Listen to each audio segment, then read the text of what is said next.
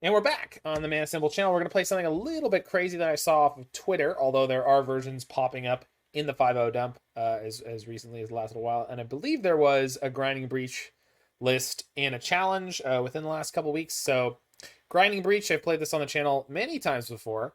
Grinding Station and Underworld Breach are a 2-card combo that along with a 0 mana artifact allows you to win the game by grinding through your whole deck, and then eventually casting Thassa's Oracle with the Underworld Breach, Mox Amber providing you the mana to do so as you go. At one point, this was lauded as quite possibly the most broken combo of all time that nothing would ever recover from. It was sure to be banned in Modern. And then it didn't. It's come back a couple of different times, especially when Graveyard Hate is a little slim in the format. This current iteration is spinning off of the Urza decks, as I've been calling them, the Asmoranomardicadaistinaculdacar. So the combination of blue artifact-based cards with Asmora. So we've got Asmora, we've got cookbooks, we've got 3 Street Wraiths, we've got the Ovalchase Daredevils and the cookbooks themselves. That's a combo on its own. And we do have the potential to use Cookbook plus Grinding Station plus Ovalchase to grind ourselves a lot. This could put things in the graveyard for Emry to play or Underworld Breach to play, and that could set up your Breach for an easy win. So that it's definitely going to be interesting to see how this sort of mid-range grindy plan of this deck works. We should be able to put in a pretty obnoxious number of artifacts onto the battlefield. So for most of the game, we're going to be using Grinding Station on ourselves. With Cookbook and Daredevils, it's possible we could deck out an opponent, and not slowly either. But we'll see about that one. The sideboard here, as is a sometimes used juke, has some Urza Lord High Artificers. We've got some Aether Grids. We've got some counterspells, and we got some removal. So let's go grinding. We've got the 4 Urza Saga in the mana base that, of course, gives us access to a sort of mid-range beatdown plan. So we'll see if any. We'll see which pieces of this end up coming up. I'm interested. I'm interested.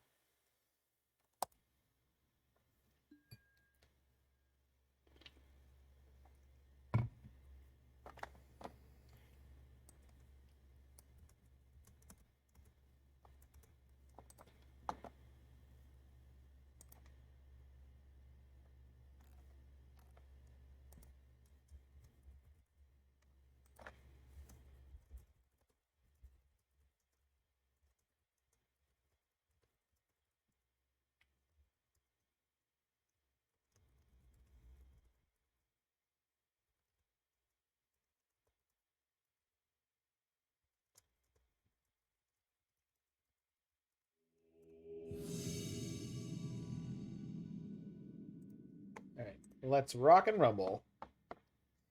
Yeah, I mean the whole day's been like that. I tried to finish my Golgari food league earlier, and I played against a human player. They had turn 2 Sanctifier on Vec every single game. This is turn 2 Asmora with like some stuff to do.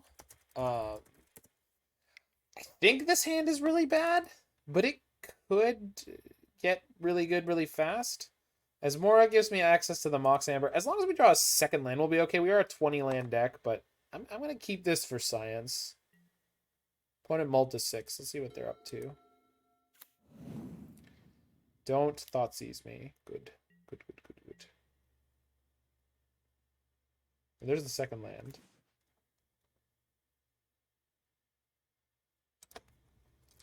I mean, I kind of gotta play the book here. And I can't do anything else this turn, but we'll see where we go from here. If they have Stoneforge, I want to pitch for a food immediately so I can get 2 foods into play and destroy their Stoneforge. Pox? No. Stoneforge? Stoneforge. Okay, so we got to kill this. We'll ditch one of the grinding stations because I don't think that I need 2. And I'll figure out what else I'm ditching here. Could be the Mox Amber. Do I need to ditch now? No, you're right, because I could play him Asmora, get a second book. Yeah. Swiss sneezes on it.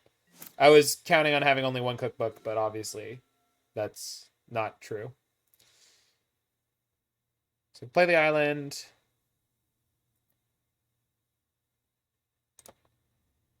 Ditch a grinding station. Play Asmora. Yeah. That would have been totally gross, right? Get the cookbook. Play Mox Amber. Mox Amber. The book. Oh, I was expecting to be able to Metallic Rebuke this turn, but I don't think that I can. It's okay. Think I can ditch a land here?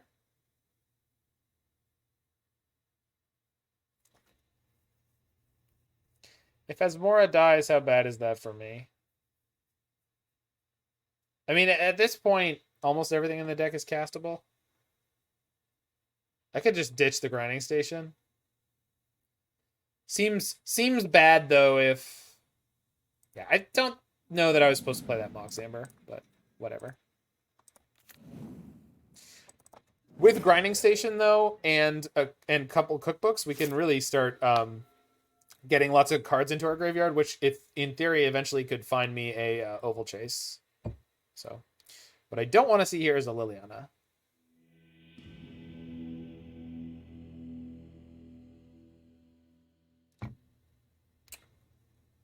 So sideboarding, okay. Going to sideboard. They're on mid-range and they're on white-black. So rebukes are probably not good. I definitely want the Urzas. I think I would like... Yeah, opponent not having it. Just done so. We do have Aether Spellbomb to beat Cauldron Complete. But I think I want Pithing Needle as well. Yes, we are planning to kill the grinding station. Yes. So what can I trim here? Abrade? Yeah, Abrade could be good. Like, do I trim down on combo pieces? Maybe.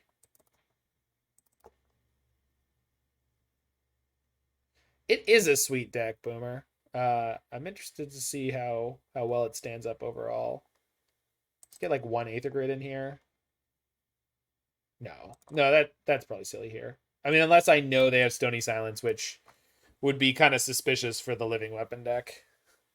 I mean, it's not that it shuts them down or anything, but maybe we'll cut one Thassa's Oracle. -1 Shadowspear? Yeah, that probably makes sense. If I'm still planning to win by comboing. Breach is the card we need to draw. So maybe I want to keep it.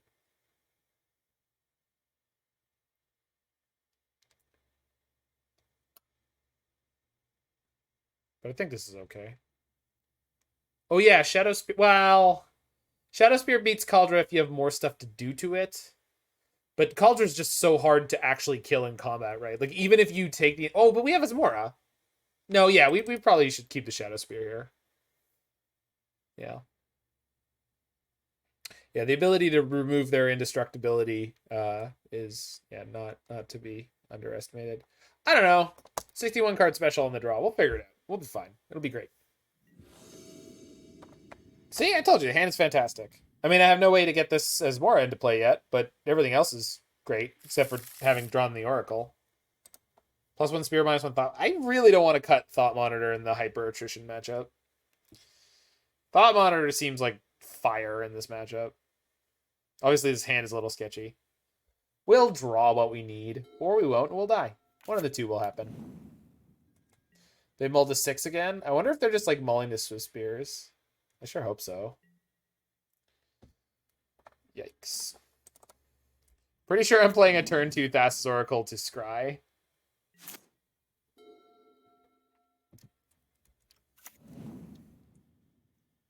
And if it gets exiled, then we're going to have a really fun game.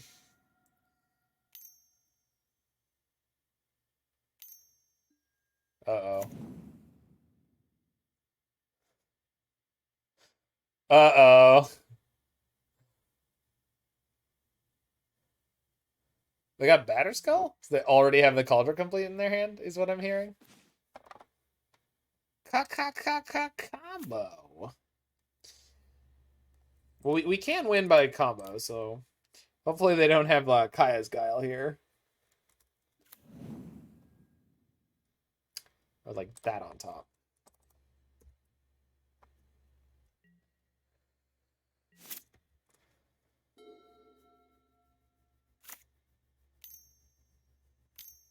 Yep.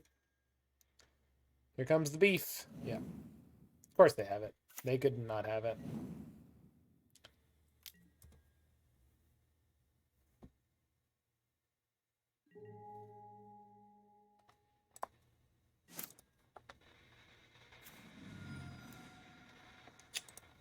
Okay.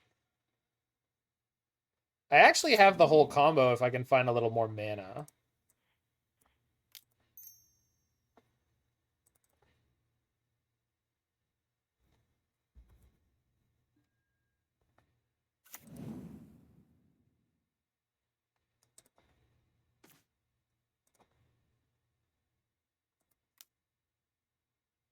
I can't chump block the Germ with Thassa's Oracle. I'm just saying that out loud for my benefit. Yes, Thoughtseizes is more valuable now with Stoneforge seeing as much play. Well, it's more that Stoneforge, an unanswered Stoneforge is so much more powerful that Thoughtseizes is better now. What is this? They don't have the Maul, do they? Nope. Okay. Probably just thinking that they wanted to put in their Batterskull and then realizing it doesn't matter.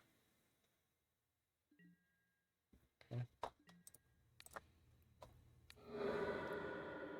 Concealed Courtyard. Okay.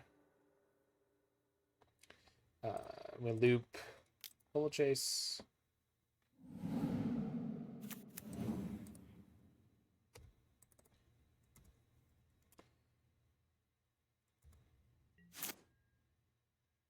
Come on. I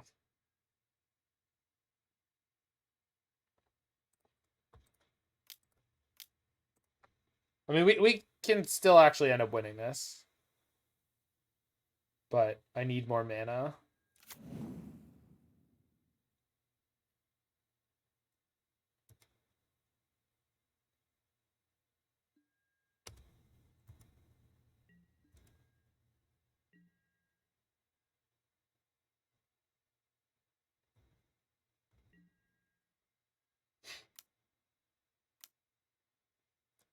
Here's Johnny. David Letterman.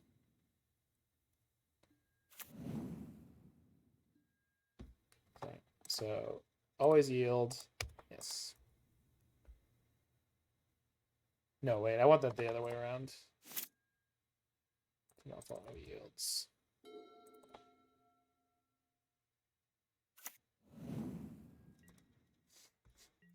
Thanks, PS Punked. I like to think that I can hang with the young peoples.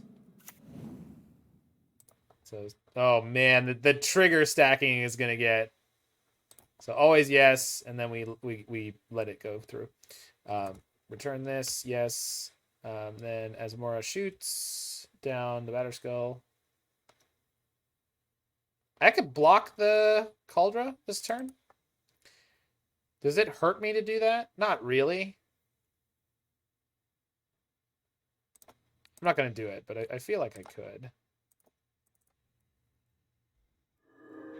All right, 3 is not none. Block now, they might draw removal.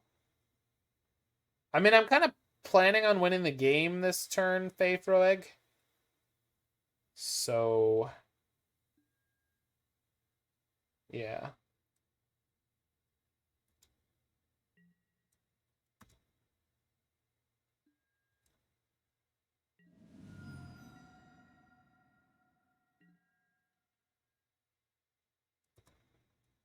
Land, please. Okay.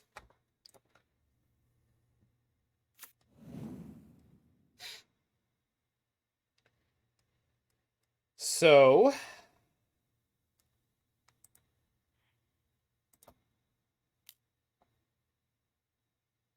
put in the Daredevil. Daredevil does these things. Sack the food to grind myself.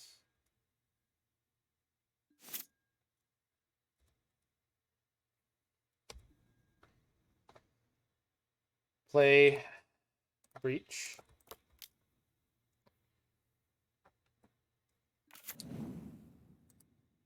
Play the Bauble.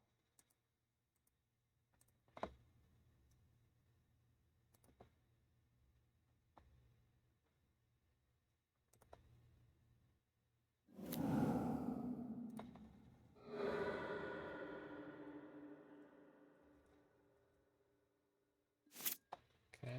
They don't seem to be interacting with me.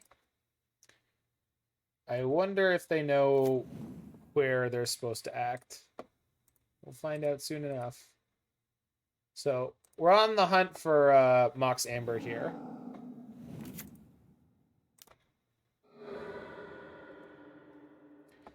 There's Mox Amber. We also need to find the Aether Spellbomb at a reasonable point. But we'll cross that bridge when we come to it. Finding the Mox Amber early is really good. Okay, they're off it. They're not having it.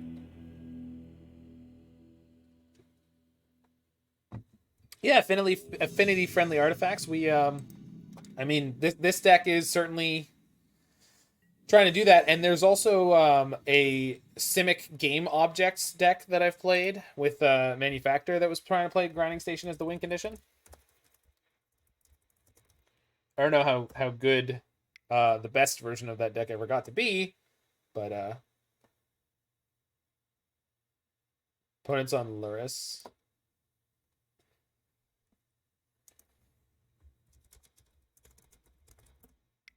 And it's Giovanni MF, who is, I think, one of the trophy leaders. I'm going to keep this on the draw. We'll see what we're up to here. Oh, I could kill the Oracle with food, but I didn't really have a way to make food that turn. Like within the loop. I guess I could play more cookbooks out of my graveyard. And each cookbook I play is 1 mana, but it gives me 2 artifacts. Oh, I could grind a cookbook and then replay it. Okay, I see. What's the Shadowspear for? It goes on constructs. This is really bad. He's playing Spike Stack. This is really bad. Let's draw our 1 Galvanic Blast. Streamer privileges. Whitelisted, maybe? 1 time. Asmora. 0 cost artifacts. Aether Spellbomb. That is not any of the things I needed it to be. Okay, well. Is anyone ready to lose on turn 2 when the monkey hits my Thassa's Oracle? Anybody? No? Just me then. Okay.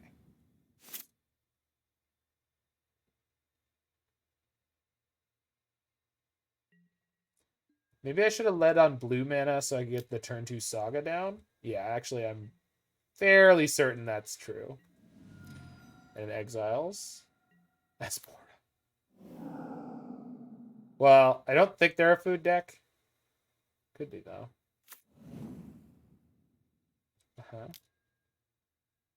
So the Shadowspear is just a great synergy piece with Urza's Saga in general. Crap! Oh, Ragavan with Thoughtseize is so busted.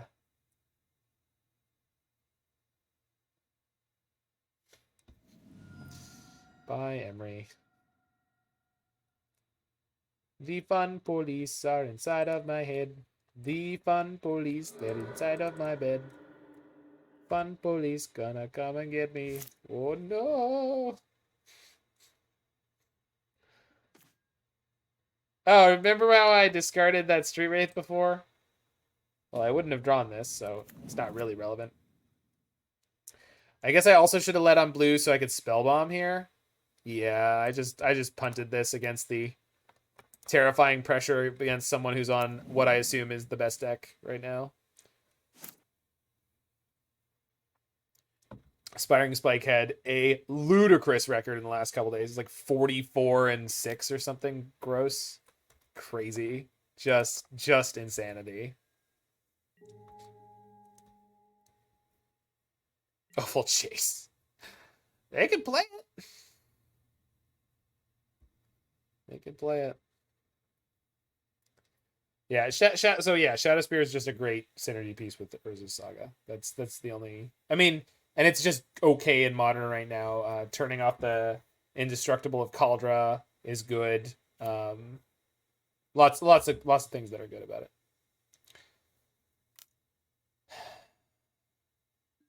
They put Luris in their hand? Oh. So lackluster. Am I supposed to draw with this? Probably not.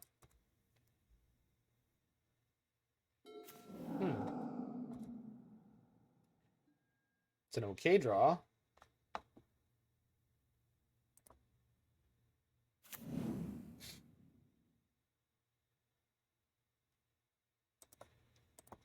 I can't get 2 foods this turn, though. So I don't think I'm actually supposed to do this. I think I'm just supposed to make a construct and have it get blown up and then be very dead. But the Saga can get me a cookbook. Then we play the Asmora, get another cookbook, but I won't be able to play that one because I won't have enough mana. Okay. They get a Bauble with this. It's fine. Maybe they flip their Channeler here. We'll see. They get an instant in their graveyard. But when I make my construct, they'll have Bolt. I'm sure they will. So, I don't know. I feel like I can't possibly win this game at this point. The Ragavan's connected too many times already. But, I mean, it didn't actually draw them any cards. So, oh my god. Immediately flip exactly Lightning Bolt. Ugh. Jeez. I mean, they put a Lightning Bolt in their bin, right? There's no way they'll have a Lightning Bolt or a push here. It's just literally, it's not possible. They can't have it. It's not legal. They do have a Shinka, the Blood-Soaked Keep. Freaking awesome.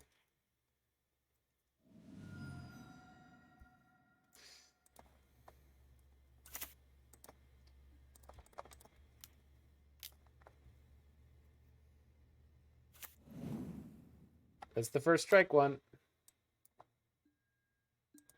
We're not winning that game anymore.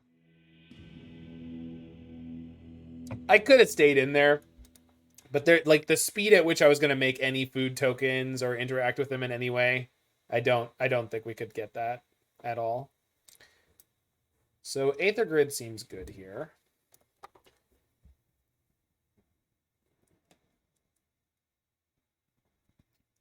And you like the haste one. There's no haste one. Unless you're talking about Handweaver Battlement. But that's not legendary. You especially like how it doesn't expire end of turn. I don't know what you're talking about. Oh, but that's not red and it doesn't affect only legends. I mean, I guess if you're just talking about like lands that affect creatures.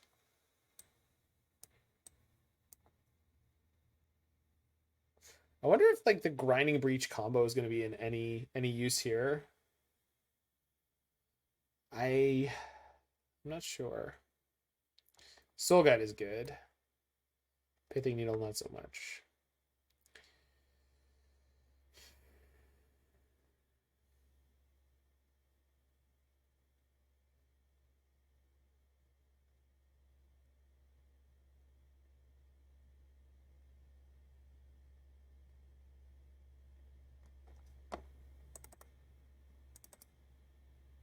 They're both from Champions? Yeah. Well, so is Minamo. Not Minamo. Boseiju. But not Mirren, the Moaning. Well, no, Mirren the Moaning Well might be. Not Mikokoro. Center of the Sea. I think Spellbomb's probably not great here. All their creatures are very cheap. Except for Luris. Alright. We'll try it like this. I think trimming on the combo makes sense, but I have no idea. Yeah, Saviors for Mikakaro. That makes sense. Mirren, I'm not sure. I think it's from Champions. It could be from Betrayers.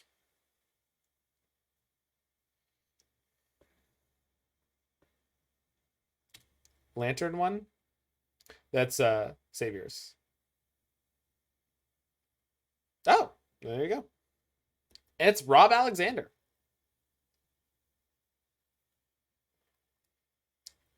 My favorite land artist. I mean, John Avon's great, but Rob Alexander just happened to do a lot of the ones I really like.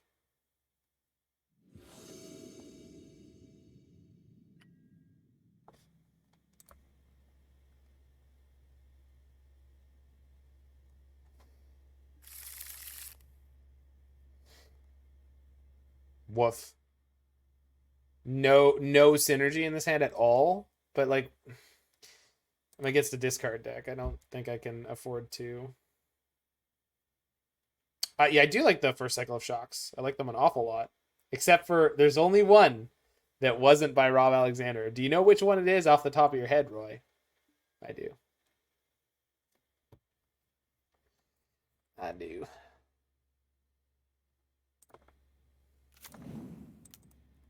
Only one of that cycle was not done by Rob Alexander.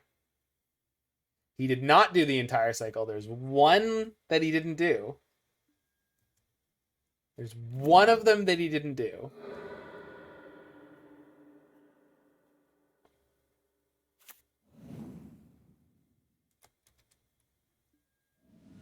This is the entire... Oh, sorry. Shocks, not shocks, not shocks, not shocks. Fetches. Sorry. You said shocks and I wasn't thinking. No, and I do like the entire original shock cycle, by the way. I do. I guess I'm playing Oracle. Sorry, I was thinking of fetches. Original fetch cycle. Original fetch cycle is all by Rob Alexander except for one. Yes. Michael is correct. Also, we keep drawing this freaking Thassa's Oracle. Is Ovalchase good here? Or do I just want neither of these? Ovalchase doesn't get me discarding, so we just choose none. Sorry, yeah, I wasn't thinking of shocks. I think were all the original shocks by him? All of them? That's crazy if it's true. Well, it's a good thing I have removal. Yipes.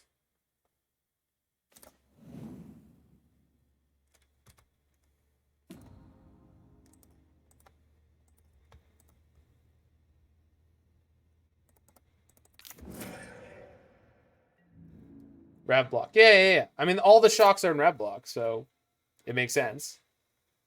Yeah. They got them all in one block.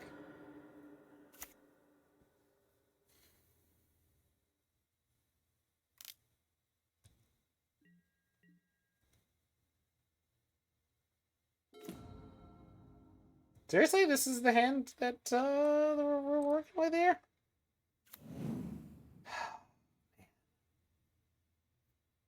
God damn. This deck is really not coming together this game. Am I an infinite player in Modern Leagues? Normally, yes, Mir. Normally I am. I make money usually over weeks and months. I specifically set up a thing. I had 100 tickets. I had 100 tickets at Christmas time. Or at the beginning of the year. I had 100 tickets, right? And several months later, I had made... I'd taken that amount and made it into... It was something on the order of 500. And that is including playing a lot of really speculative brews. A lot. So... What's the level of difficulty to do so? I mean, playing Magic Online is not just playing Magic. It's kind of a whole pain in the ass of itself. So you have to learn how Magic Online works. The client is... Yeah, it's not super hard. Let's go with that. It's not super hard to go infinite. Unless you're drafting. Yeah, the limited players are nuts, right? People do like trying out brews and stuff on Magic Online. Oh, hello, I'm Lucas with that Prime sub. Thank you, friend. So I drew a cookbook, which means I don't have to fetch one anymore. We're not going to use this for a creature. I am going to get, I think, the Soul Guide Lantern.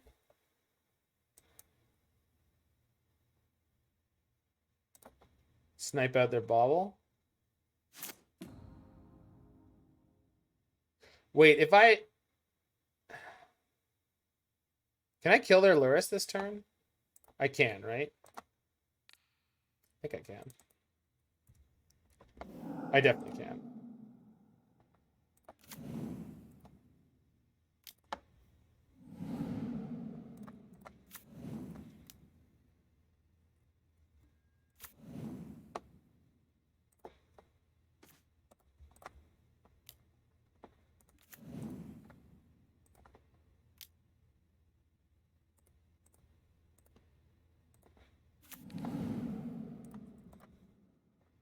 All right.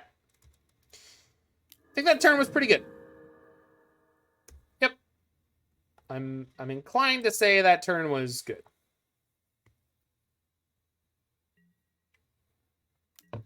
Just came over from MTGA and done 5 leagues with the following wins. 4, 3, 3, 2, 1. Yeah, probably.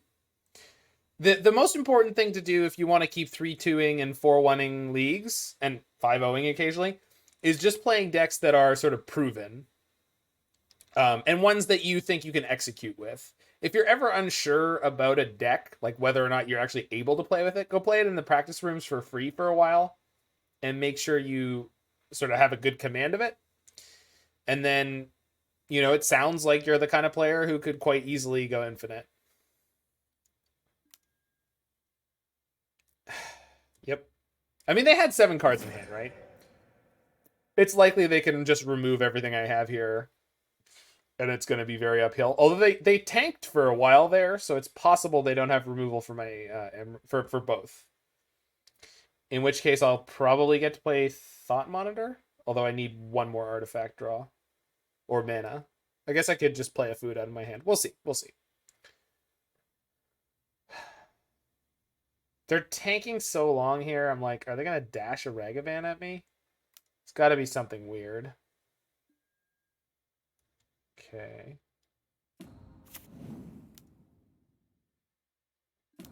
Really?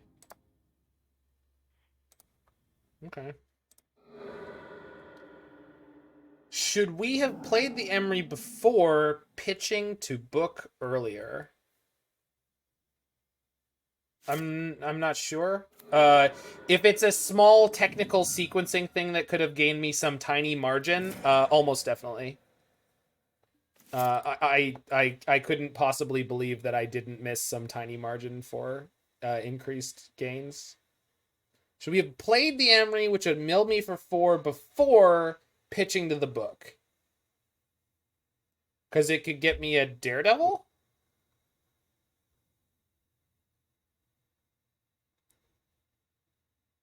Play the Emry. It mills me for 4. Then I discard a card from my hand. These cards have no... Are you saying before playing the Asmora to search my library for a cookbook?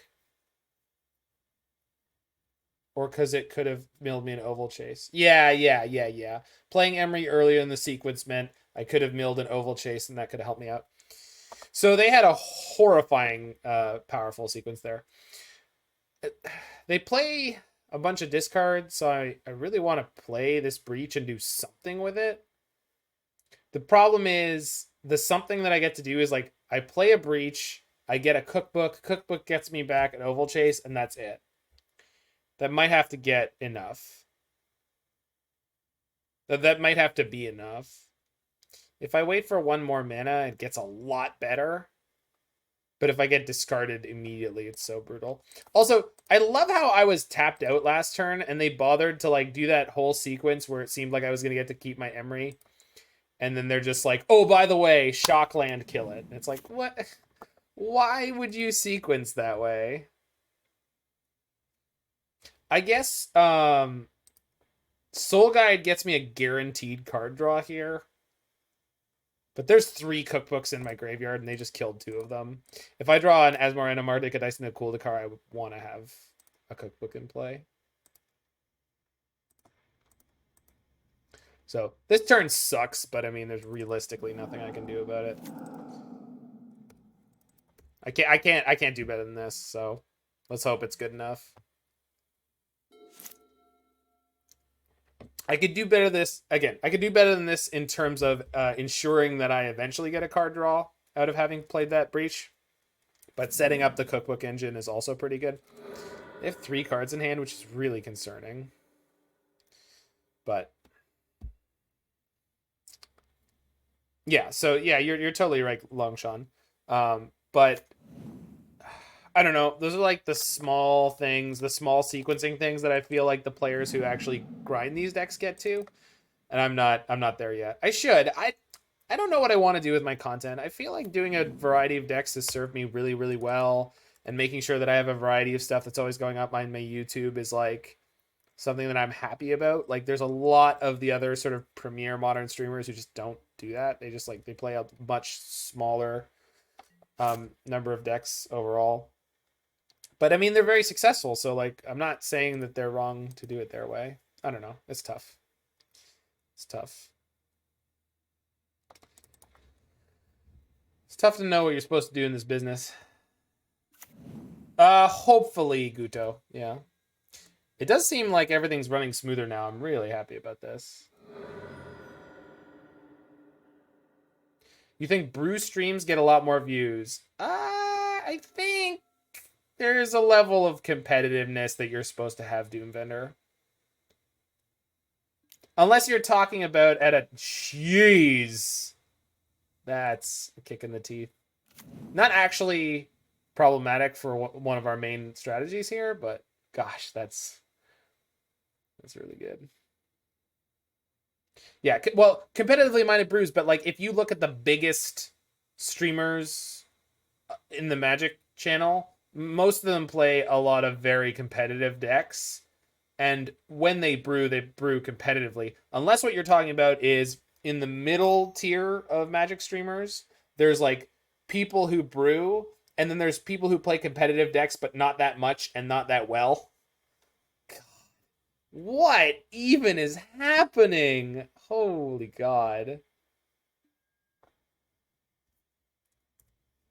What am I aiming for? Well, I don't know. Happiness, I guess?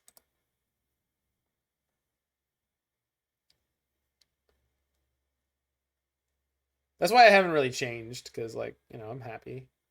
They're shattering my food. Food. What do you think about third Urza in the blue blacklist? I watched a bunch of streamers playing with the deck, and they almost say, oh, if we have an Urza now, everything will be okay. But often they draw the line. Yeah. I mean, that's tricky to say, because, like, if you... 3 Urzas is fine. What I said about those decks at the time, like when they were kind of coming out, the blue based Urza food decks, is that 2 or 3 Urzas is probably where you want to be. So going up to 3 means there are going to be games that you have a problem that you drew 2 Urzas in the wrong spot. But there's upsides to it as well. So I would say do it and report back. And it might just be that like the games that you play, the way you approach them, or just the way things work out, maybe your method ends up being better.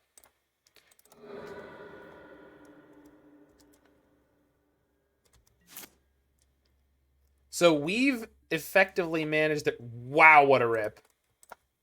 Good golly goddamn. That was exceptional.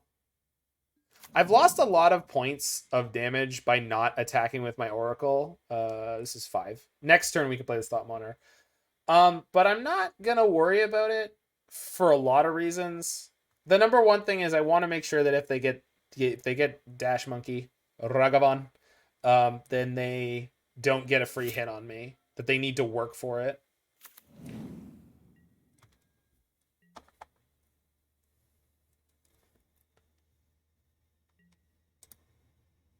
I'm just a sucker for Urza too. But I've played a lot of decks, and this is one of the things. I love Urza. I love that freaking magic card. There have been so many people who are like, Urza's so overpowered. And it's like, you know, when they banned out everything that made those decks good, all of a sudden, come on, man! What the hell is this? Freaking... God damn. And they were holding it too, right? Maybe? I'm not sure. But like, holy shit. God, this is so brutal. And I finally hit the 4th mana to use a cookbook to pick up a creature. Ugh. Now we're gonna draw a Saga. That's how this is gonna go. Fuck, man. Oh. Or Asmora? Just a Bauble. Oh. No, Urza's sweet, but that's not the problem people seem to have with Urza. They say it's overpowered. It's like, no, you're remembering the decks that were overpowered. The decks with Mox Opal and Astrolabe and Uro. Like, it was never the Urza that was the best card in those decks. They are drawing a Bauble. Excellent. Good to know. Urza is a very sort of vulnerable and slow, clunky card in Modern. He's just, it's not where the format's at. Are they gonna exile my graveyard now? Oh, for the love of... God damn it. I was literally playing around this forever. And they bobbled me? What did they get? They got a Bauble. Alright. I'm feeling pretty done here. This is just disgusting.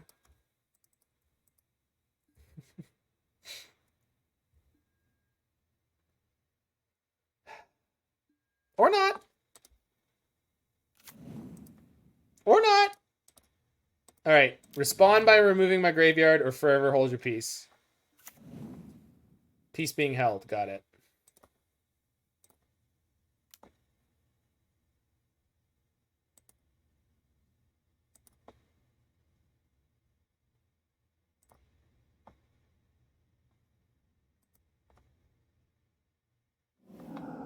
Play a cookbook.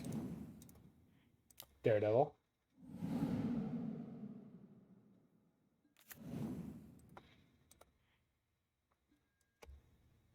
Okay, the one card that could pull us back in happened. So 1, 2, 3, 4, 5, 6. I want to play an Emry. Probably now. And then Emry mills me, so Emry's kind of free cards in my graveyard wise. I don't need every single cookbook here. I don't need all the thought monitors here.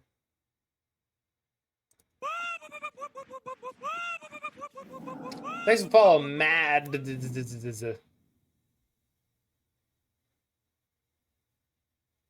1, 2, 3, 4, 5.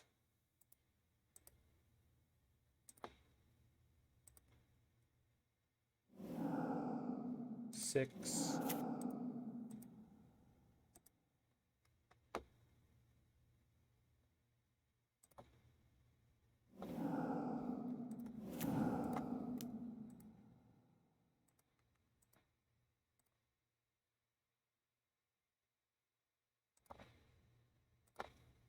Okay.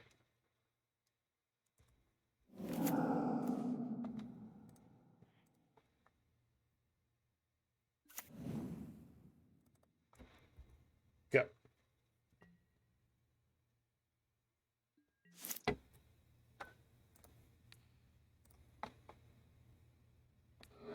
Urza from MH1 is an abomination and never should have been printed. Well, you always know where the door is, affinity-friendly artifacts. Yeah, I'm with you, Mr. Fahrenheit. I love Urza so much. But again, I love Urza in non-combo shells most of all.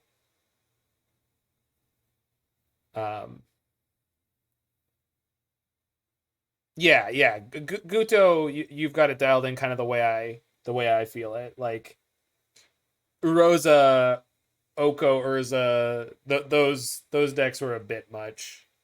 I mean, I liked Uro and Urza. I even Uro Urza without Astrolabe was woof. No, it's fine, Mr. Fahrenheit. I think it's a great card to love. I mean, my favorite card of all time is Snapcaster Mage, but Urza is way up there. He's probably top 5. You just want a Yawgmoth Saga? That'd be cool eventually. Okay, apparently my Breach has put my opponent. There are too many Opal apologists out there. Urza is fine. No, Urza is fine without fast mana. It's clearly okay. Like Mox Amber being the best artifact ramp in modern is pretty. Again? Fuck. Oh my god. If they have removal for my Emry, which how could they not? I know they've got a Ragavan, which they can give Shadow. They're playing a Shizo? That's crazy. Okay, here comes the Dashavan. Yeah, we're being bullied ridiculously this game. It's not funny. I honestly can't remember the last time I felt so thoroughly beat to hell in any matchup. This is insanity. Just please don't flip a freaking removal spell. Street Wraith, thank God. And they can't play it.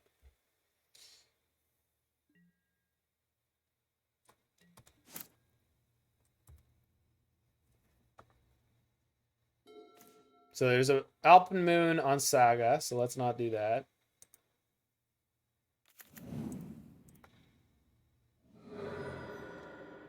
I don't have lands left. Great.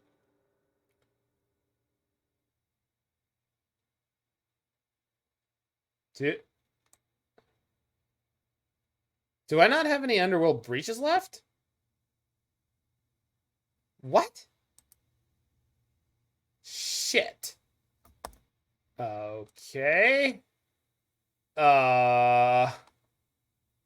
Okay. Well.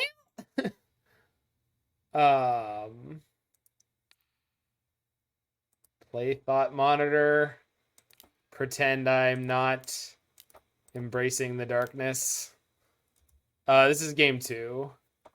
We got horrifically annihilated out of game 1.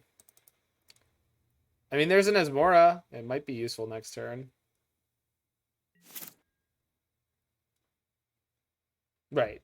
Well, the thing is, Urza doesn't even seem broken at 4 mana. Like, if you've ever played it in one of those heavy attrition matchups where your opponent's like, blow up your 1 mana artifact, blow up your 2 mana artifact, and you eventually get up and you play an Urza and the construct's like a 2/2, it's like, God damn it. And Asmora is gone. Right, yeah. You feel that Urza will prevent affinity/scales from getting anything ultra amazing. I don't know if you've seen that. God damn it, what the hell? Bolt. They drew a bolt. They didn't dash the monkey?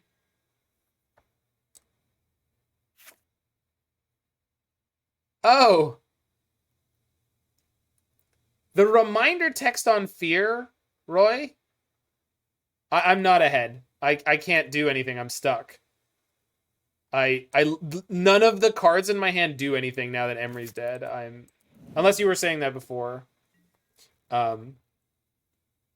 Shizo Monkey can't get through.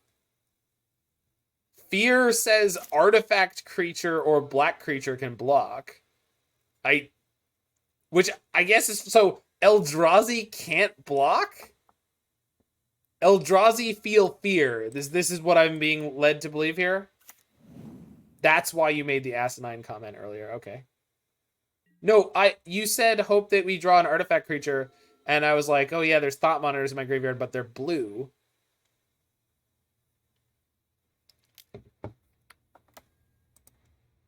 So I think this means they have a second Ragavan. I just don't know how I can win anymore. Like, I'm out of breaches, so I...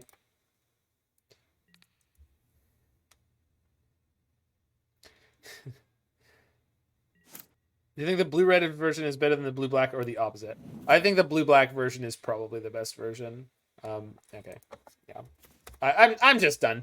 I don't even know if I can win, and I just don't care anymore. We were out of breaches. I shouldn't have boarded one out, apparently. And this is just unpleasant. It's just like every time I started to move the needle forward, we just got like just kicked in the teeth. So that black-red monkey deck is really obnoxious.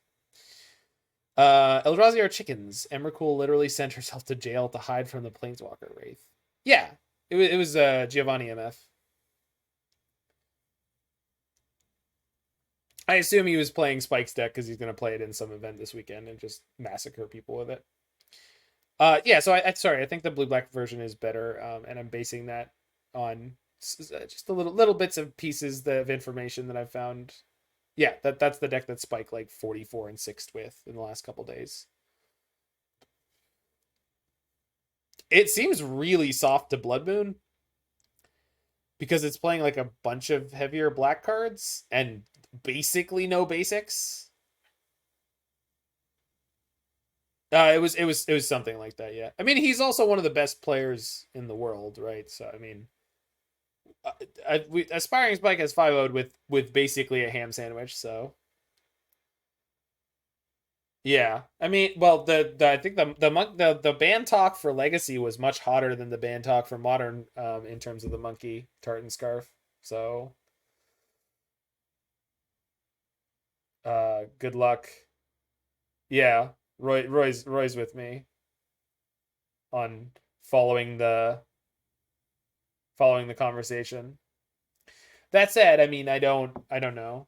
DRC's the nuts too. Yeah, but DRC doesn't draw you cards. I mean, it manipulates your deck, so it does increase your consistency. The monkey can literally draw you cards. I mean, what the monkey does is insane. Plus, it's ramp. Like, there is a history of things like that getting banned. So this is turn 1. Asmora gets me the book. I've got double Daredevil, which is not that good. But I think this is okay. It's not great in the dark if they just have like turn 1 removal from Asmora. It's not that good.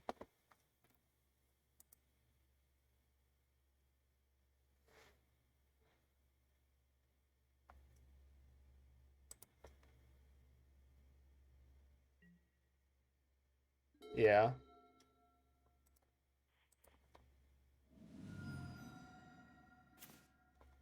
Okay.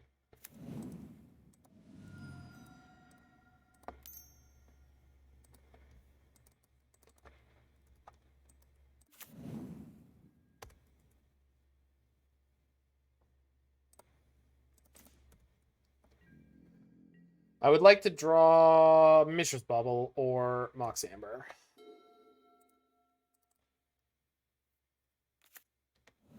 Windswept Heath. I have some hope.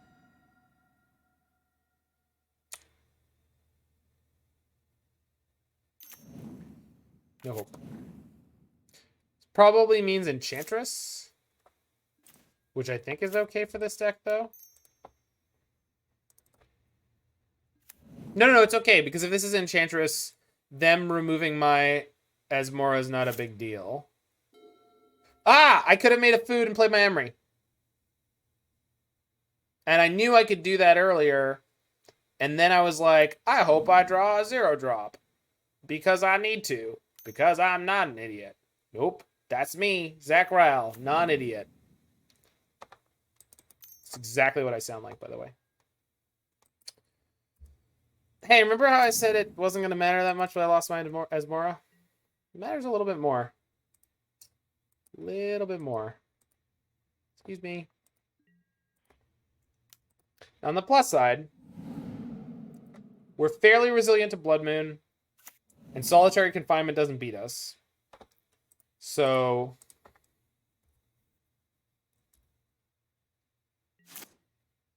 We can very quickly find the combo and end up winning anyway. Oh. Or we could just draw the nuts. Is anyone in for drawing the nuts? Anyone? And coming in, oh my god, it's Emry and perennial tag team partner Asmoranomardicadaistinaculdacar coming in with the steel chair. My god. Is that even legal?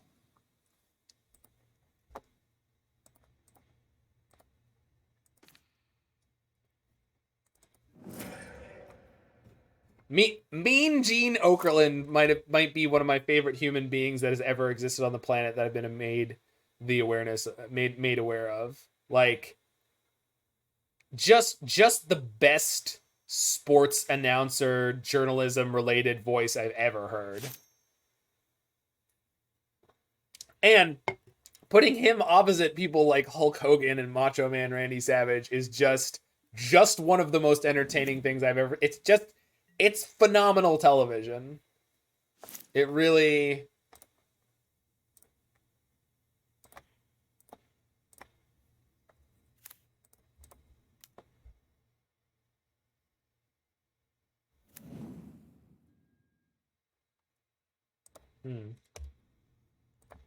So we've got all our Daredevils. Yes, he was. And his, I can't remember his name, but I did know it at one point.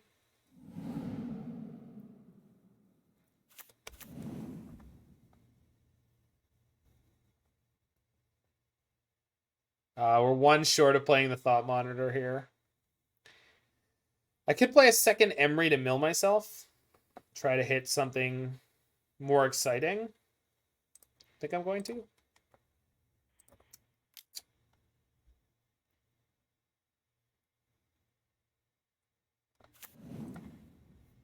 I know you don't have the right teams, but I know who you're talking about.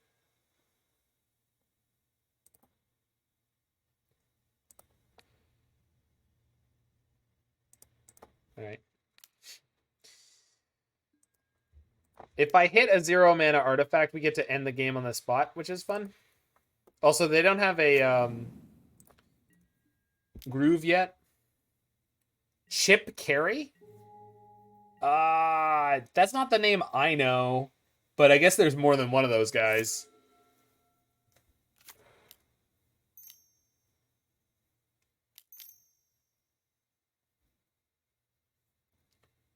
Iconic in Atlanta. Well, maybe that is right. Atlanta sounds right because the Atlanta Braves. But I'm trying to. I am remembering other ones.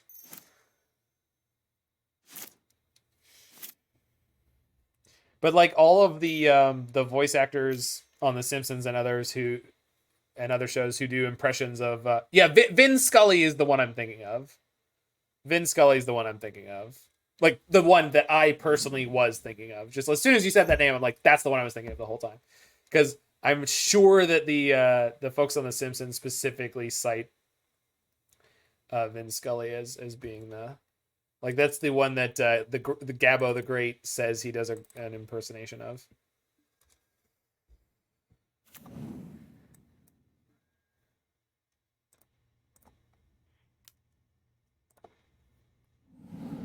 Dodgers announcer for 66 years. Good God.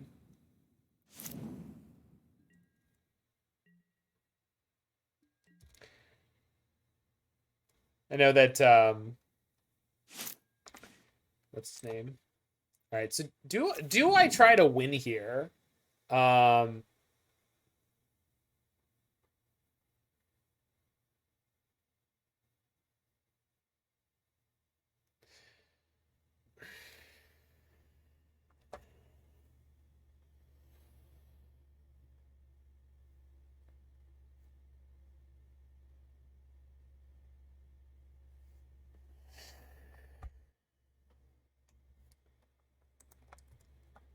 not pressured to.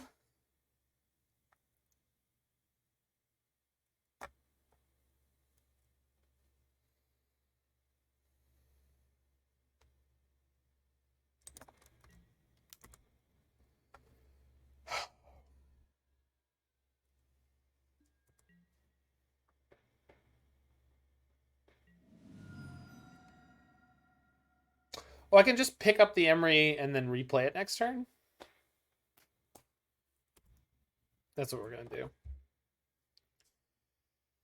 I'll be back in 1 second. Sorry, I just heard something.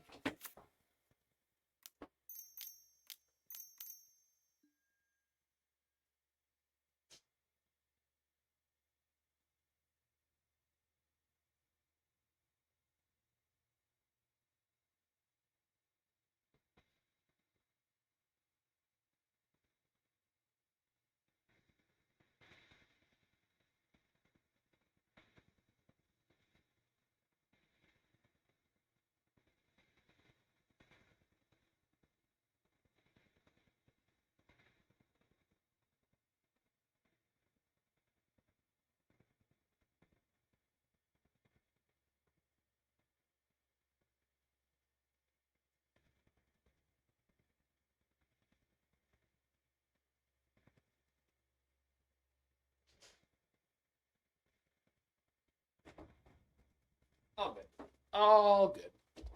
All right. Sigil of the Empty Throne. Boy, we're gonna have to deal with some angel tokens. Good thing I don't care. Well, Doctor, that's one big enchantment coming down on the green, white, red side. And we're gonna deal with a little bit of angels in the outfield here. Is that Christopher Lloyd in that movie? My brain says yes, but my body says no. Like it couldn't have been Chris. It couldn't be Doc Brown, right? Was it really? That's so weird. If anyone wants a real, yes, philosopher. If anyone wants a real mind freak, there was a Canadian cartoon, called Cyberchase from the early 2000s. It was an educational cartoon, and the head villain was voiced by Christopher Lloyd, and the companion of the kids was voiced by Gilbert Gottfried. I have no idea how or why.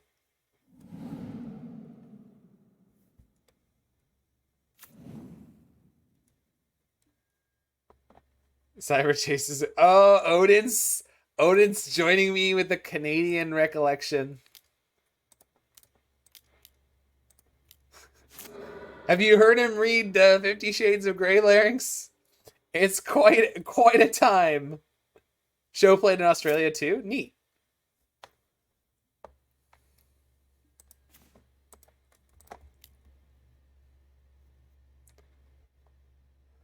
Every Gilbert voice is just Iago. These are the facts. That's just reality. Oh, here goes gravity.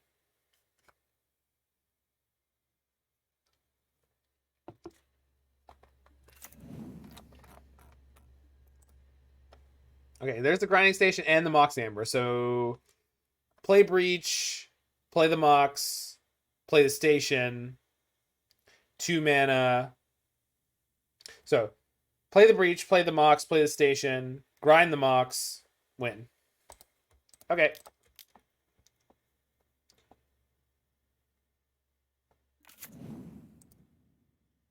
Hey, look, guys, we comboed him. Enchantress soft to combo? It's more likely than you'd think. Many Magic the Gathering players ask the question, how do I defeat Enchantress? Some decks are better against Enchantress, sometimes by a lot. Save targets. Thank the food. Mail some cards. Always yes, and always yield. So the way I set up my, no, that's wrong. Turn off auto yields. So, want to go, so auto target is fine. Oh.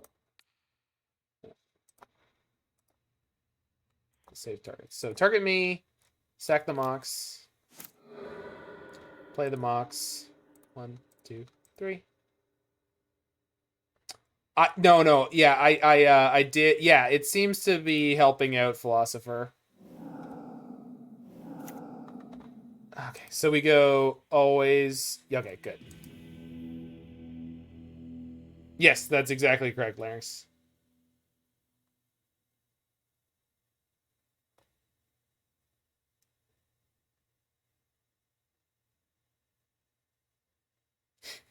Yay! Yay! Magic! All right.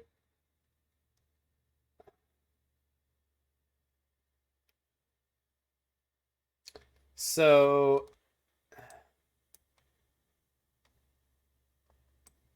Asmora is probably the worst part of the deck in this matchup. I think. And if that's the case, what I want to bring in is Shadowspear is not really how I want to win. So I think we can play Urza, Ashiok. They're gonna have Stony Silence, right? What's my out for that? Aether Grid?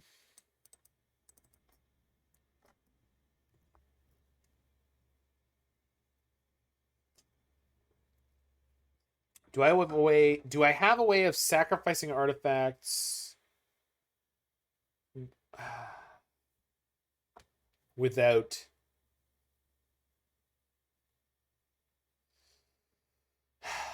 them? No. How the hell am I gonna beat Stony Silence with this deck? Brazen Borrower?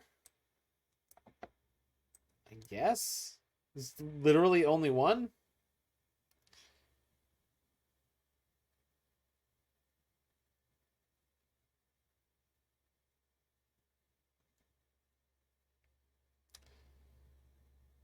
Like, I feel like I'm supposed to have the Aether Gust in, but I don't think they're actually all that good.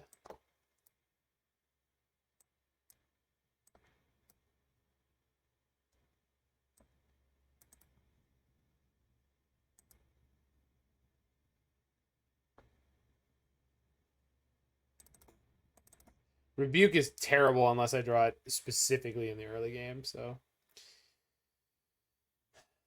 we have the option to combo, we have the option to beat down. It's gonna be, yeah. If they have Stony and or Rest in Peace, we're just gonna get eaten alive here.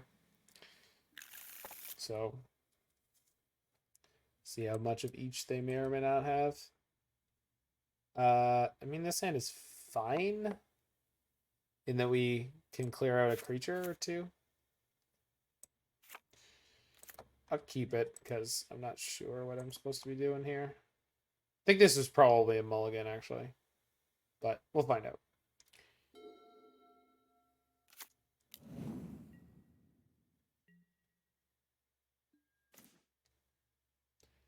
I mean, start playing these cookbooks. Leading on Temple Garden makes me think that they're going to play either Sanctum Weaver or Sithis. Did I think House Hippos were real? When I was a kid, I never thought they were real, but I thought the commercial was way too cute to a truly unacceptable level. Suppression Field. That was one I wasn't counting on.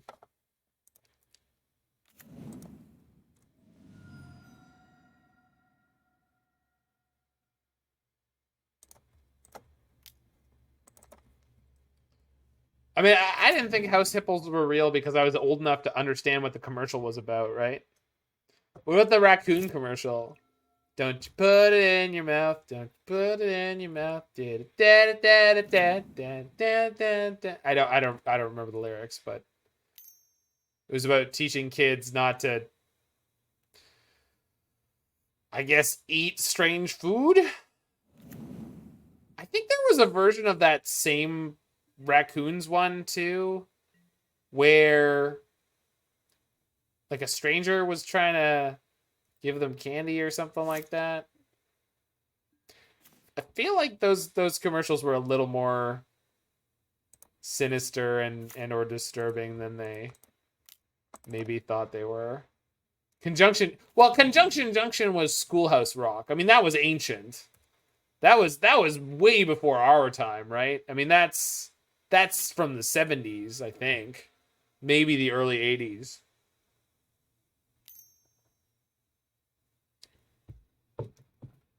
Yeah, that but that was on. That was on TVO, I think. Whereas the raccoon commercials I'm thinking of, those were on Teletoon. Oh, they have Shroud now. I can EOT Aether Gust and then, or I can Aether Gust and then kill the Destiny Spinner.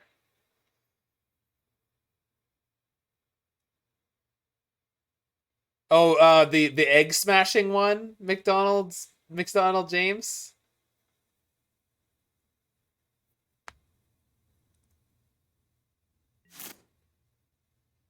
Yeah. That's right, Tartan Scarf. Well, let's not forget all the milk ads. The War Amps commercial with the robot. No.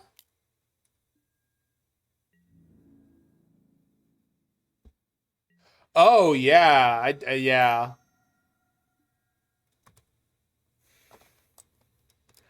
Sanctum Weaver is so fabulous, girl. Look at that, just ready for a night out. So let's get a land, Gust the Grove, blast the Sanctum Weaver.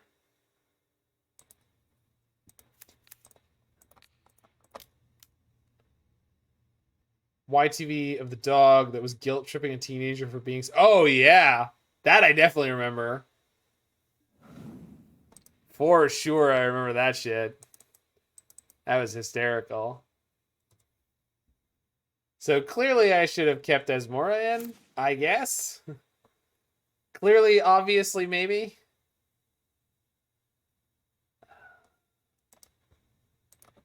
Okay, I could play this Thought Monitor. You are such a jerk. I just want you to know that. It's fine, it's fine, it's fine. We'll play the Thought Monitor next turn. That, I mean, Tartan Scarf, that is definitely like... I feel like that's the general level of success of most of those ads. If not all of them. Like... so frequently those ads are like, wait, that sounds sweet. Why don't I want to do that?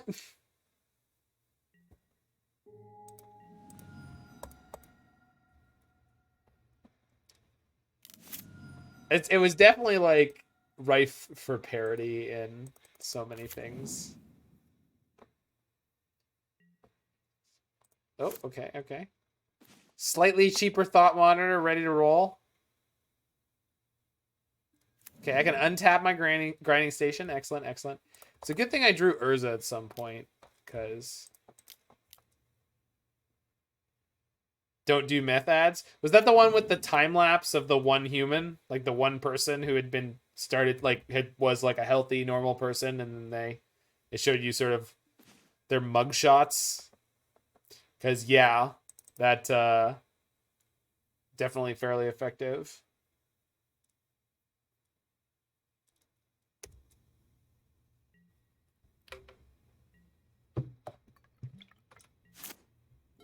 And I will say, like, one of the things I like about Canada, and maybe it's pointless, but I think it's fairly effective.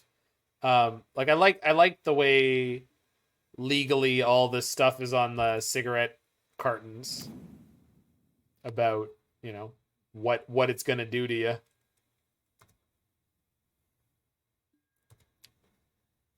I think that is also fairly effective. So I'm a grind on myself over here. Don't mind me. Don't mind me, opponent. I'm just over here grinding on myself. Flip over an Ovalchase. Banger.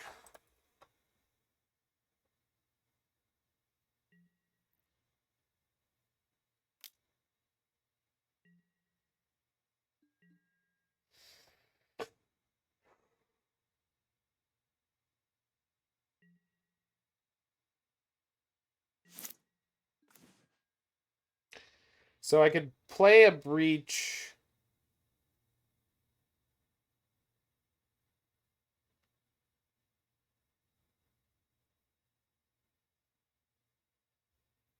I could play a Breach into multiple Thought Monitors next turn.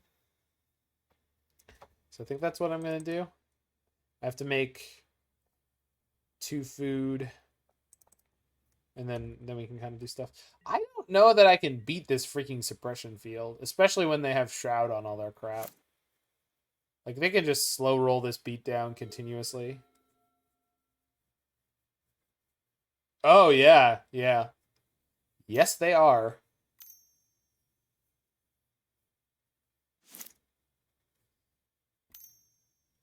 Could also find an Urza at some point, which would be, yikes, really helpful. Double Enchantress's Presence, you say? Very well.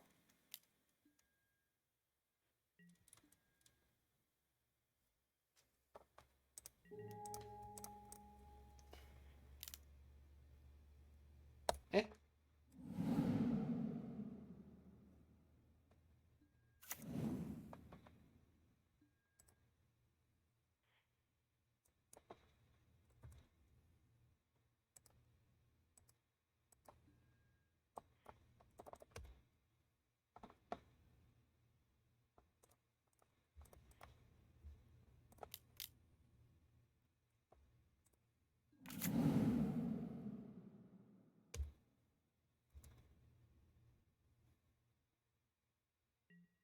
Why be you when you can be me? That's a quality PSA.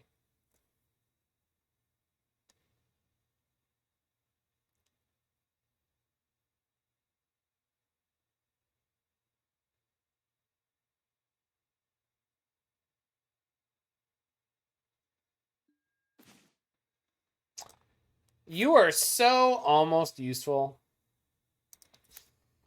But you're just not. Not yet, anyway.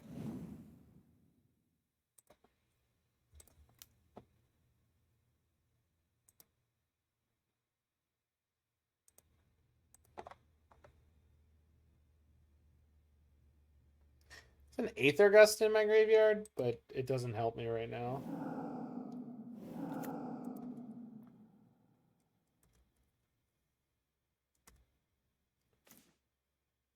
Well, I could play the second Thought Monitor, but it means I have to exile the Oracle. Seems really bad.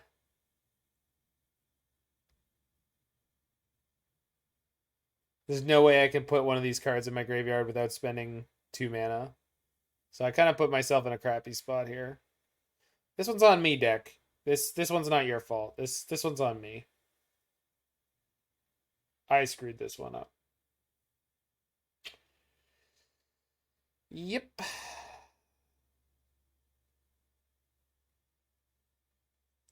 So with that said, what is the best? Just discard the Borrower? How?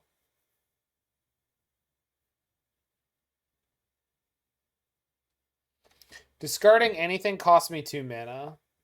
Trying to grind myself costs me 2 mana.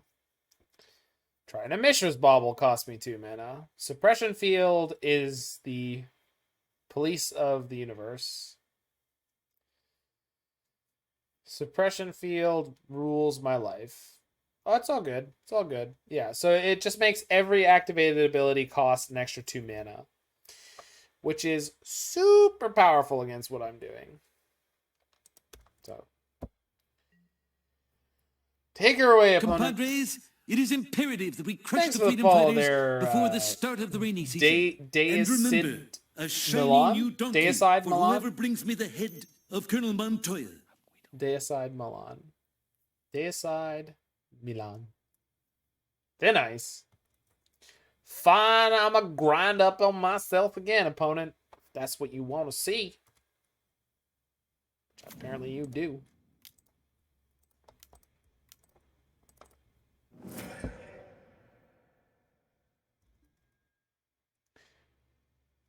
Well, now I flipped over an Urza. I can cookbook for the Urza. The real question is, how quickly am I gonna die? They need a lot. Well, they don't need that much more mana. So no, they still do need more mana. Okay, that's infinite mana. Okay, we're dead on the next turn. So if I draw Urza, it's basically my only chance. I think I could win if I drew Urza though.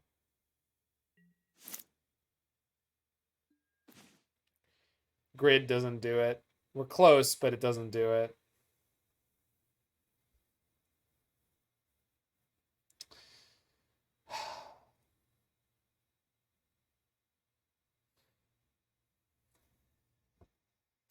Because they're going to smash me with a super gigantic land. 2, I think, actually. They can afford it.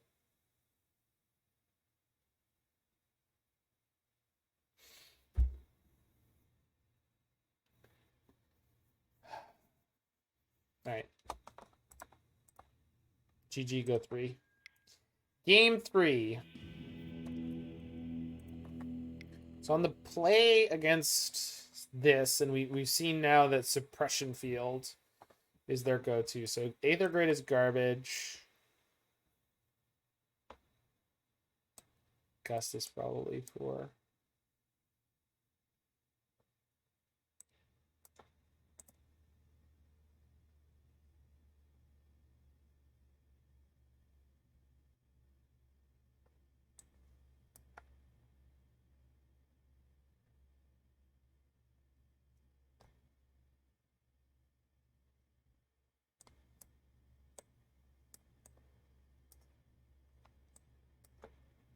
I think I'll go like this.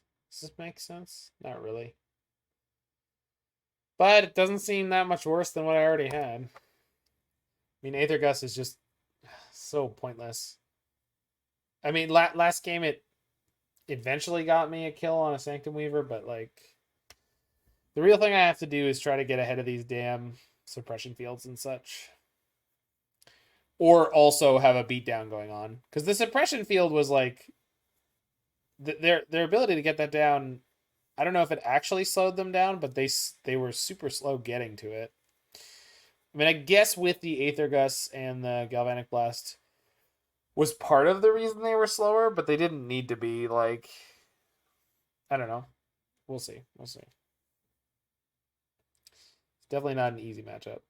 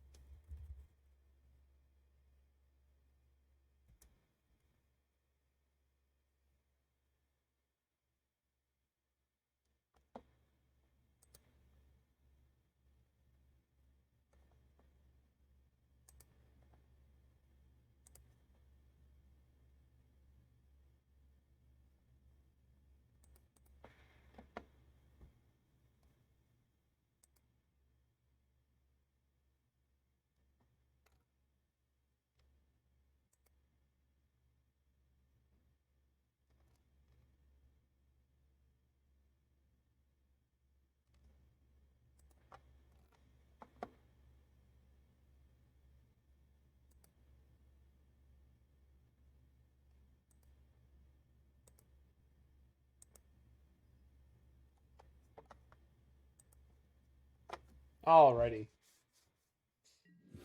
Game 3rd.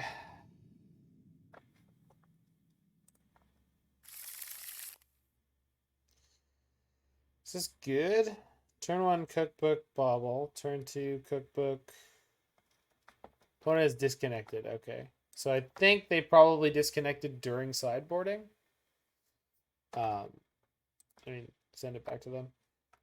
I probably should not have kept... I definitely shouldn't have kept this hand. What the hell was I doing? Oh, I got distracted by them disconnecting. All right, we're going to draw Ovalchase. It's going to be great. Or our one of Asmora.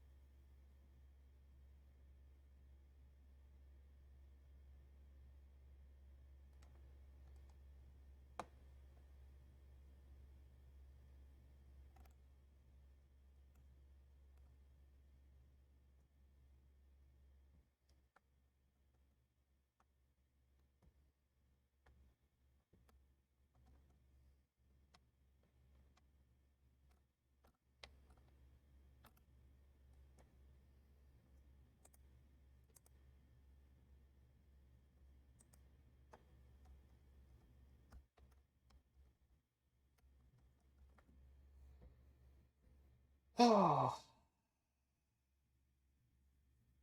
This is a slog. But I've got this beautiful old framers to look at, and god damn it if that isn't the best site.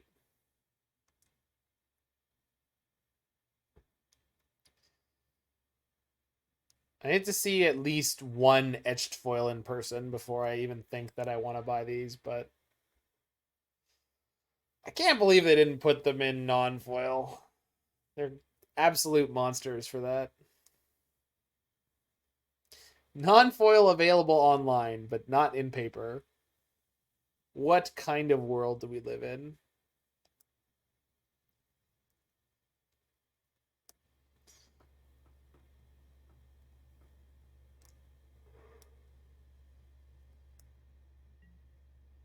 Oh, opponent mulled to 6, and we're off.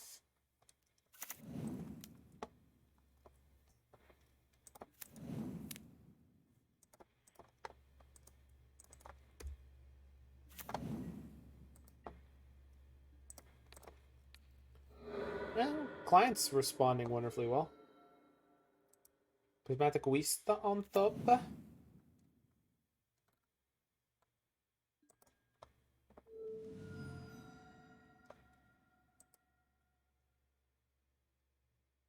Spool.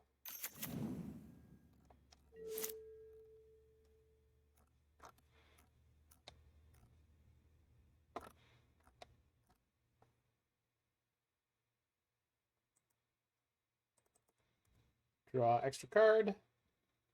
Let's go. Oh no.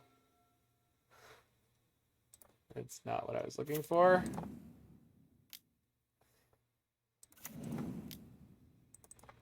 This is not how I wanted to ramp to Thought Monitor. I mean, it might actually work out. We'll see. Because I could just discard literally any card to... No. You didn't. Not a chance. There's no chance. Good. Good.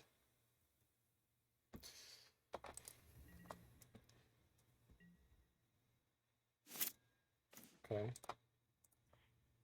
Discard Spirebluff. Play food. Play Saga. Trigger. Play Thought Monitor. Poker God. Triple Cookbook. Ovalchase. Now. Seriously, it would be so good.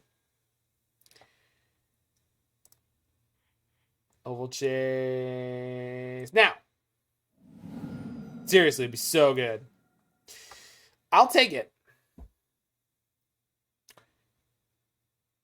Yep. Yeah, that'll do me. I'll take it. I'll take it. immediately tutors. It's got to be going straight for the suppression field.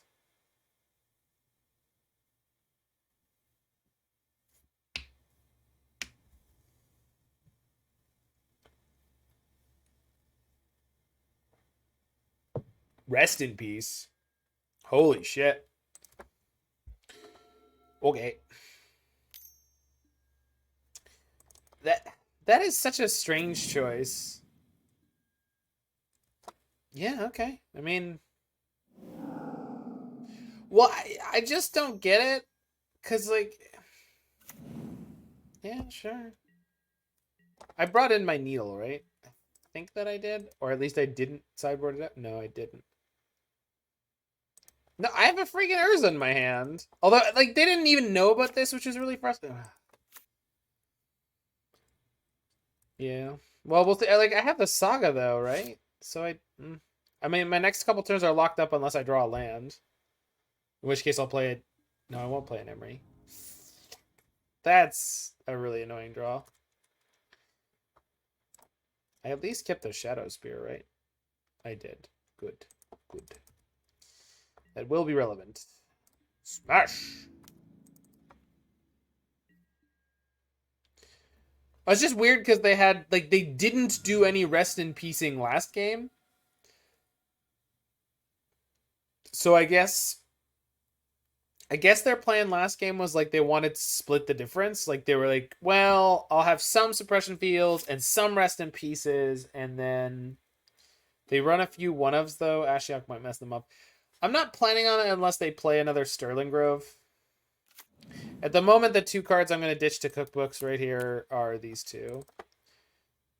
And we'll see if I still have the Ashiok in my hand once my mana's freed up. Because at the moment, I think the only thing that's worth doing is dumping Giant Constructs into play until they lull Solitary Confinement me. Mana Bloom. Okay. Why? They have one card in hand now? What is happening? I don't understand. It's okay. It doesn't matter. I don't need to understand. Here's Smashy Time. Smashy Time's friend. Smashy Time's other friend.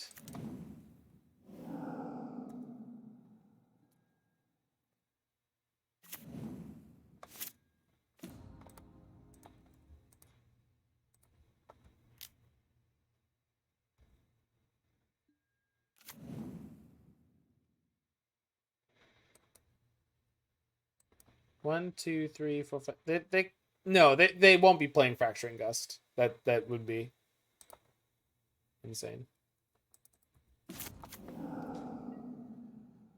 I don't know. Mostly kill ya? It'd certainly be a lot worse turn one Chalice. Activated only as a sorcery would mean you could literally never get the second construct off of it. Is that your intention? Because I think that makes it, like, really worse. That makes it worse on a level. That makes it into the level where I guess I think it should maybe have seemed like it was intended to be. They scooped. Weird. Alright. I mean that... Oh, man. I just don't want to think about it, because, like, it might get... it might make it worse enough that it's just not worth playing. I guess not. It's so weird because, like, I don't know. I wish there was a way to not have it be sorcery speed, but also not have it let you have two. You know what I mean?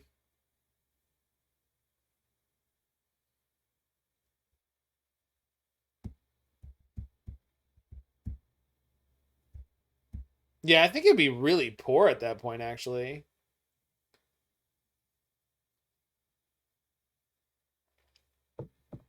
See you, Roy. Yeah, there should be at least one challenge play this weekend. I'm not 100% sure where, but you think it'd still be playable? I don't know about that. Sorcery speed is really bad.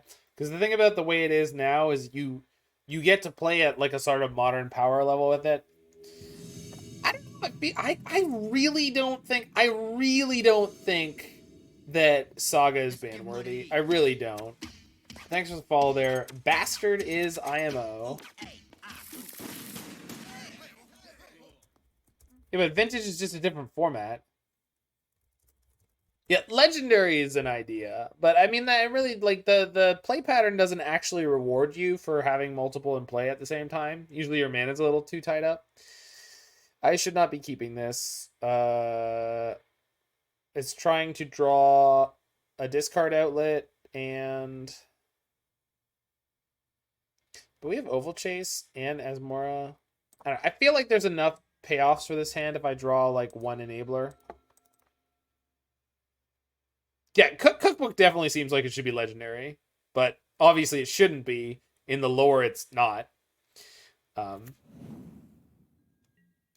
mean, Modern Horizons 2 is supposed to be pushed. It's a set that's supposed to put cards into Modern. Modern's a pretty powerful format. You need to push new cards if you want them to succeed here. There's just no debate on that. You need to push the cards if you want them to be competitive. Standard cards make it into Modern from time to time. Same with Legacy. And interestingly enough, you can have cards be totally lackluster in Standard and insane in those Legacy formats.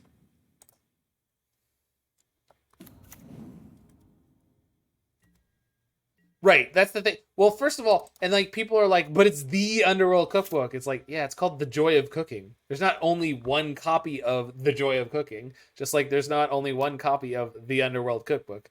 Like, are you kidding? That's on me, I guess. Ugh. Cashing out staples that are not reserved list and anything that you're not actually planning on playing with is not the worst idea in the world. This is my fault. I forgot about Tide Shaper. I was worried about the cohesiveness of my hand. I mean, you obviously you could do whatever you want, but oh my god, why? Yeah, the Deathrite Shaman's a great example. Or Valky, God of Lies. Once they ban Tybalt's Trickery. Good curve. Yeah, I mean, if that's a thing you have the ability to do, turn one Chalice, then it's a good choice. I don't think we're gonna be able to make it. This is too much. I have a Merfolk too, but you don't have a Lord of Atlantis in play. 4, 5, 6, 7, 8, 9. If they have another Lord, I'm dead. And I barely got to play anything here.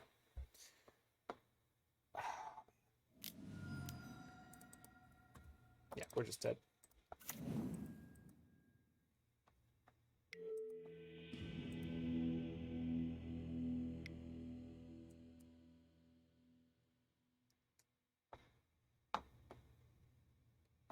So we got a Braids. Brazen Borrower? No. Aether Grid? No.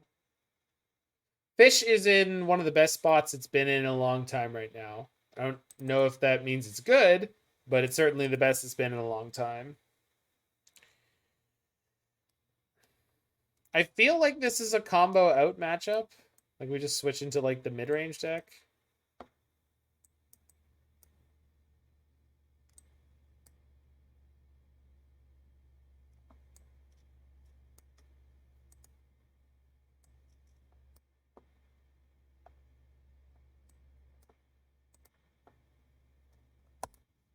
Thing is, they didn't see the combo there, but I feel like this is the right thing to do.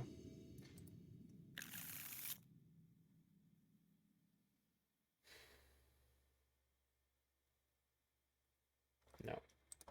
Both our Urzas in our hand? No, thank you.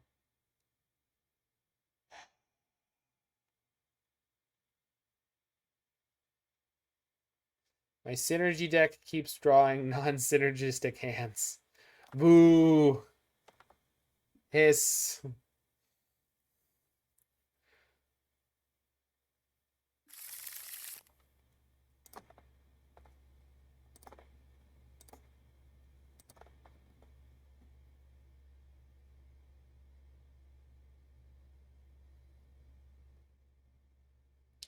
Hoping they don't have turn 1 Cavern of Souls Aether Vial. I'm going to feel really stupid for keeping this Metallic Rebuke in my hand. I would like to draw Asmora on 2. Crap! Well, they'll probably cast a Lord on 2, right? Right? Right?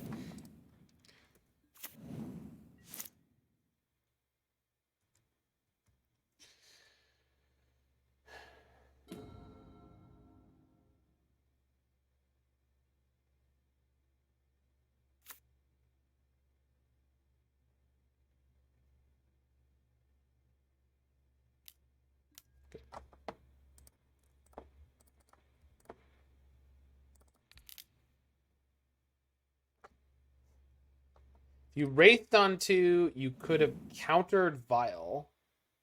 Worth noting.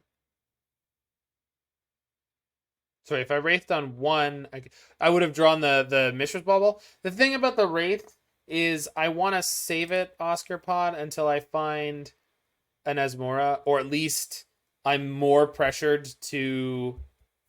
Because it's the only discard outlet I have access to right now. So I'm going to pop Bauble now and cycle Street Wraith on my turn, because now I'm kind of out of action. And I don't... Yeah... I think it's the right play in this deck to hold it. I don't know. So that's the thing. You said the word worth noting. Yeah, okay, but it's not worth noting. That's the point there. Is don't note that. Don't take that note. Remember the way that this deck intends to play the cards we're playing, instead of, oh hey, look, if you had done it the bad way, it would have worked out. Like, that's like saying, like, your 7 was bad and your 6 was worse, so you shouldn't have mulliganed the 7. No, you definitely should mulligan the 7. You absolutely should mulligan the 7.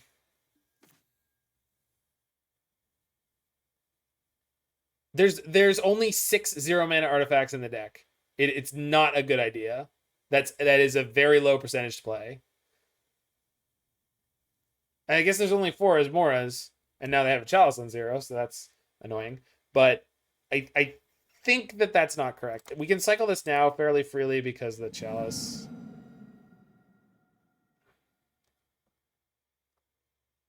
Right. When you're punished for playing correctly, just don't worry about it and play correctly again the next time. Just try not to even remember it. Hey, I got punished for playing correctly. Okay. Are you going to not take the next 90% chance odds?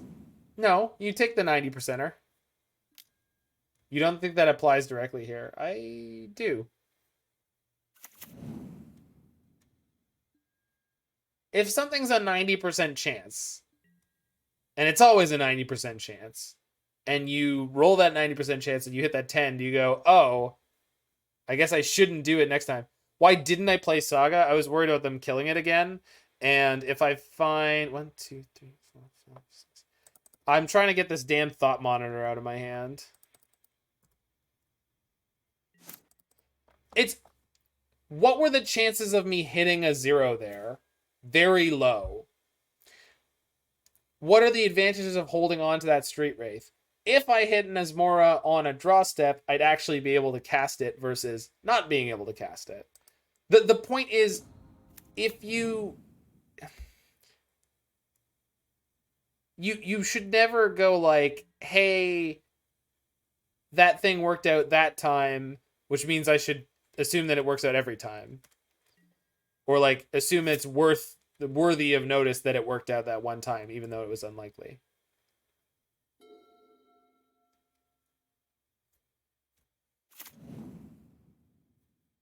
I don't know. Maybe I'm not explaining that very well right now. I'm pretty tired, but I think that's correct.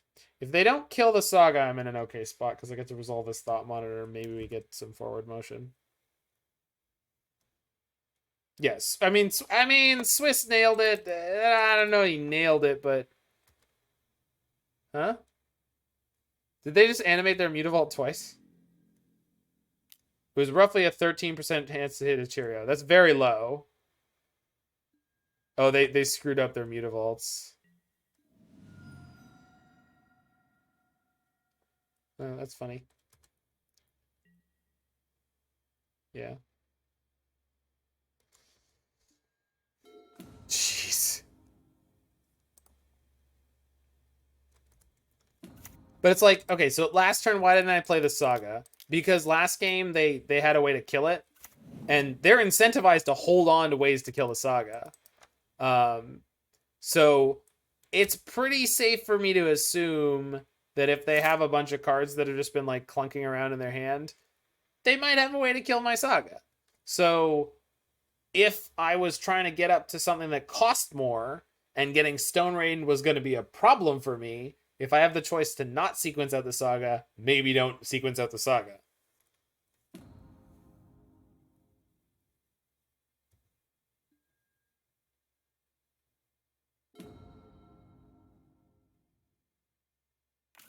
Kind of like the Wizard cycling card. It's basically 3 mana play as Mora. Yeah, I saw people do that before. You just don't think that it applies to your line. Oh, that's fine. I mean, that's fine. That was a fantastic draw for my opponent. We are in big trouble now. Brazen Borrower might be able to help. We'll see. Ditto Shadowspear. Modern is becoming must buy MH2. This is lame. Well, Modern has become for a while now. You must buy the new set because Wizards likes making money, and as well they should. But that's every format. They've made all Eternal formats semi-rotating basically. So if that's not something you're in for, I don't know what to tell you. It's been great for the format. Borrower's a little rough with Vile on 2 next turn. Yes it is. Yes it is. But we have a Pithing Needle. 2 grab. Dungeons will break Modern. Hot takes. Got a hot take alert. So we need other vials.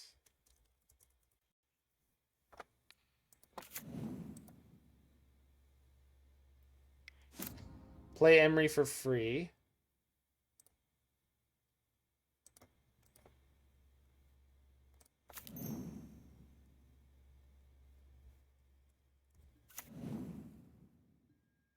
So I want to gain 3 life, or do I want to bounce the Master of the Pearl Trident? I want to bounce the Master because that gets them into a really bad attack, right? And then next turn I equip up my Construct and gain all the life back. You think AFR will be Eldraine 2. What is AFR? Oh, Adventures in the Forgotten Realms? So the next expansion? You think it's going to be the nuts?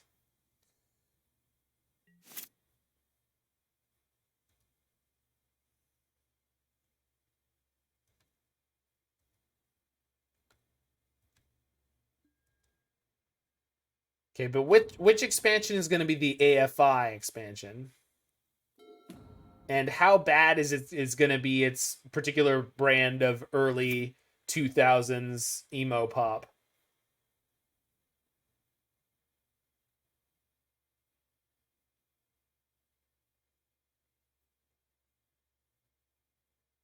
Like, am I dealing with like Slipknot records a pop song bad? Like, what are we looking at here?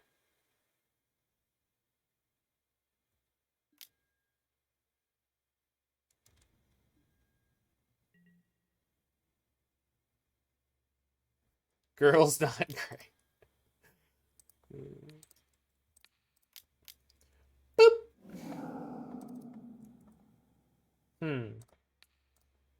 I don't know. Wreck you, I guess. Seems good.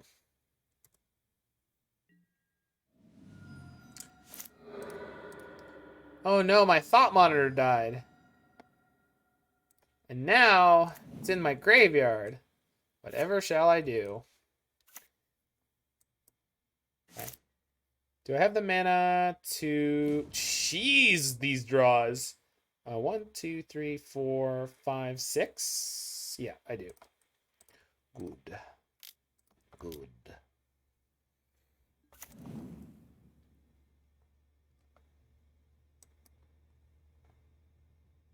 Cookbook.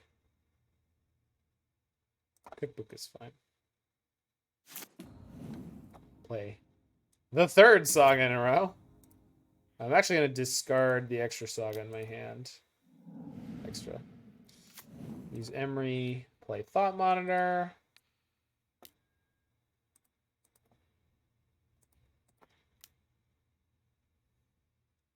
Trigger.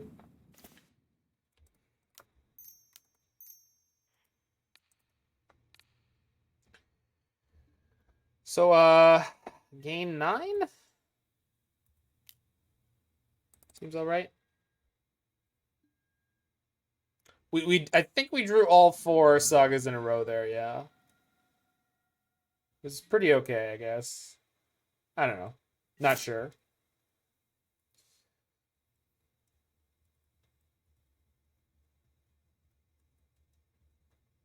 Yay! Game the third. So I had my Abrades in for the Chalice. Never found one, but that's okay. But they are playing Aether Vials. So Metallic Rebuke is kind of crappy. We got lucky that the one that I drew was okay. The problem is there's just nothing in my sideboard that's good for the mid-range plan, realistically. So it's just like Rebuke or Mystical Dispute. I guess Dispute is just better, huh? Especially now that I'm like have like a 0% chance to ever hit a an Aether Vial. Turn 2 Emry, and we have an Ovalchase. All right.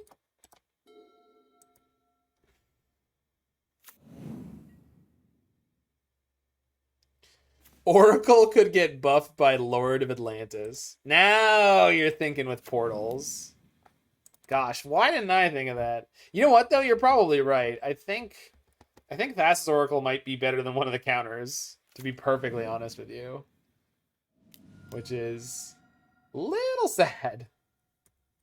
Opponent deftly playing around the merfolk they know is in my hand, for sure. Okay. The 40 Devotion win. That's the long con right there. That's what you call that one. 40 Devotion is the long con. Milled over. Aether Spellbomb. Good mill. And Thought Monitor. Love this.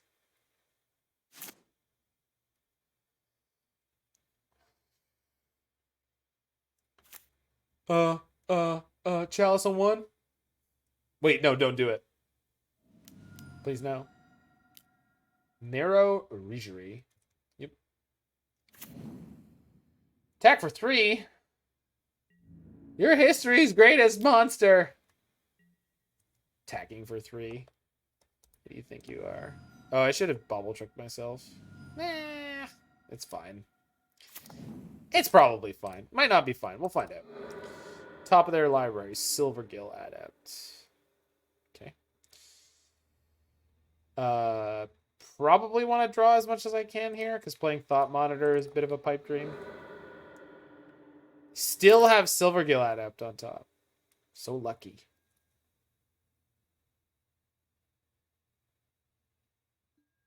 Where's my Asmora? Or anything.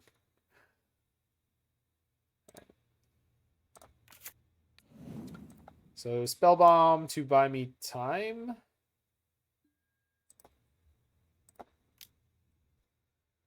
Could play a second Emry. It's not really any good here. So I'm probably only taking... I should have bounced the Regery before they get to cast a spell. I forgot that it generates mana. Generates mana. Oof. That was a mistake. We'll see how big. Just goes to combat. Okay, then. Lucky me. Dive down.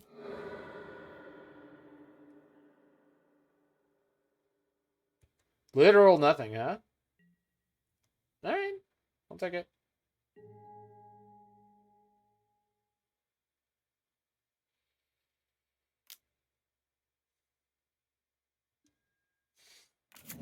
Silvergill Adept. Reveal the Marrow Regery. Ha-ha! Yeah, you got me good. Oh no. Yikes. This is too much. There's no way I can keep up. It's too much. Jeez. Just not working with me, huh? Alright, I see how it is. Alright, let's play Urza, get my construct, Spellbomb, play a Spellbomb with the construct.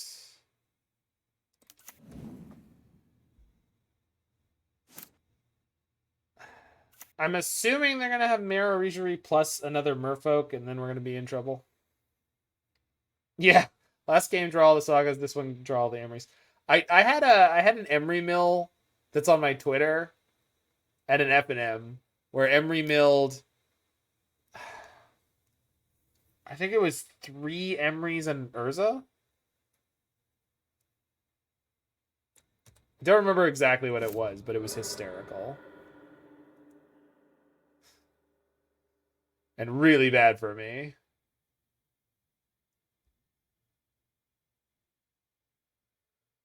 So, did they just deny their ability to make any relevant attacks, or do they have another Island Walk Merfolk?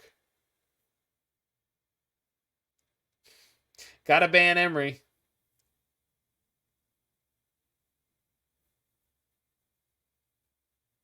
Three years isn't a rebuke. So PS Punked. So sagas have an inherent rule built into them that says if a saga has more lore counters, or if the number of lore counters on it are equal to or greater than its maximum chapter count, it's sacrificed, unless it's got an ability from that maximum chapter on the stack. So when you turn it into an island or a mountain or any basic land type, it loses all of its abilities, but it's still a saga. And because it's still a saga, that rule that I just mentioned, that still applies. And so what happens is it has any number of counters, including 0, which is equal to or greater than its highest chapter, which doesn't exist.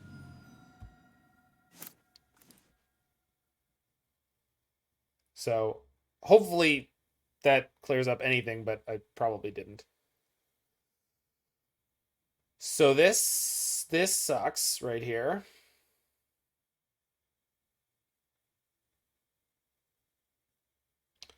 I can play a second Emry to try to mill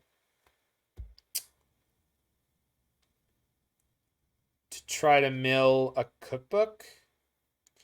But even if I do that, is it going to be enough? I don't think so. But I think it's my only way forward.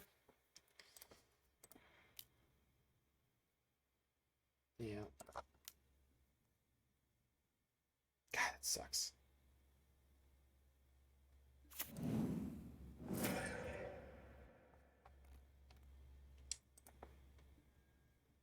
Nope. Just another Bauble. Okay. Is it possible to give a non-land permanent a land type? No. I mean, you have to make it into a land first.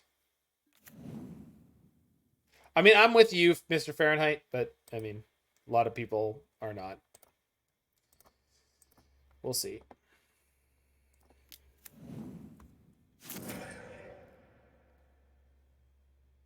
Still did not mill over a cookbook.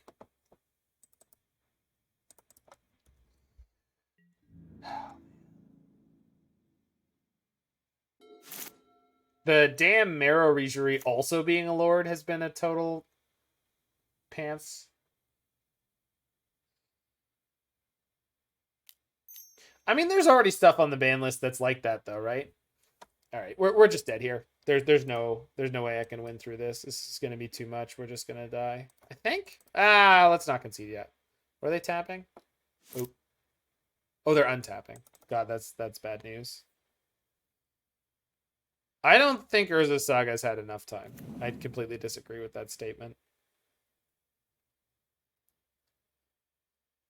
It's not like Hogak at all, right? Like, I don't... People who are making statements about Urza Saga being, like, busted, I think you're totally misunderstanding the level to which things need to be busted. Do you remember Valky Cascade? That was broken, right? Saga is nothing compared to that card. Or that deck, that school of things that was happening. That was, without a doubt, the most miserable period of Magic the Gathering I've ever had to try to play through. I would like Ragavan to be cheap too. I mean, we can't do that. Look at any 5-0 list. Saga isn't that broke. Yeah, exactly. Like, there's tons of stuff that is not Urza Saga running around doing great. Tons of stuff. Literally 8-0 to challenge last weekend, 0 copies of Saga. Yeah, there's not even a best deck. I mean, if there is, it might be Amulet. But, like, the demand for Ragavan's only going up. I mean, in theory, it'll eventually go down.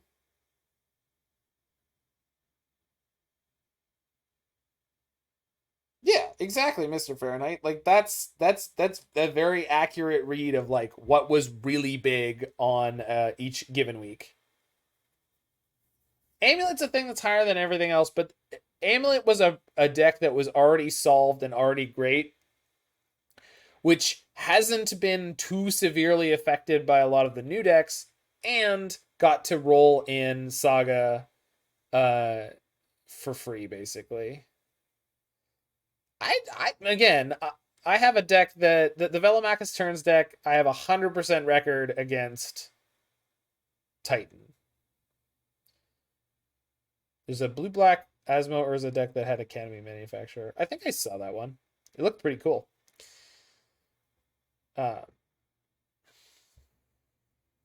It's the Velomachus Turns list.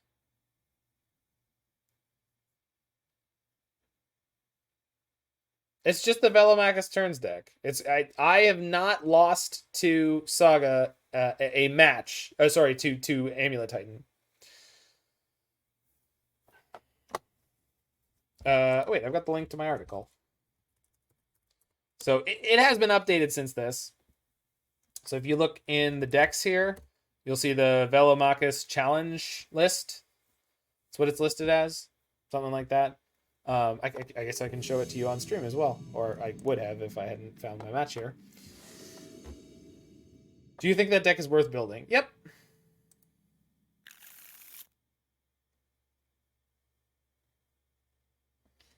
Yeah, I mean, Academy Manufacturer is a very interesting card. I like it a lot, but I don't know how good I actually think that it is. Oh, you haven't seen Velomachus Turns? Oh, it's killer. Okay, we'll keep this one. Bottom Thought Monitor? Bottom Breach. Too early for that card. Not the best hand. Yeah, Turns is phenomenal against Titan. I mean, it's hilarious. Ross Merriam and Corey Baumeister did their Versus Live this week where they were playing Amulet Titan against a gauntlet of decks. And Velomachus Turns 4-0 sweeped him in the first round. It was hysterical. 2-0 pre-board, 2-0 post-board. Easy peasy. It was a massacre. Yeah, and that's the other thing is like Saga's doing good work for cool decks that were basically dead. And that's cool. You can still play mono blue turns. It's not very good. Exhaustion's legal. Like, Exhaustion's great against Urza Saga. It's not great, but it's good.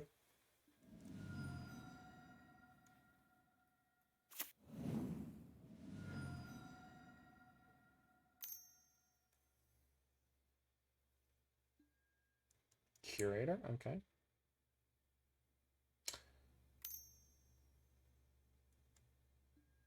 For the first time in Modern, Affinity is a real Affinity deck. Well, I mean, no, it was in the early days. Rats.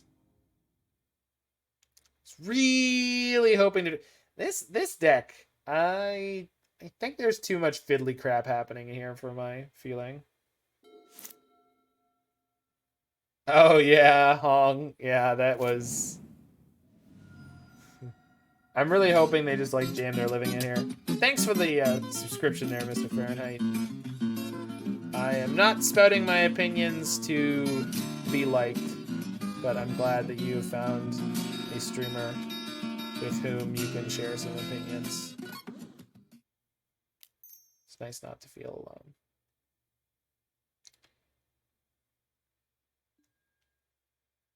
For the record, I'm still upset that Astrolabe got banned.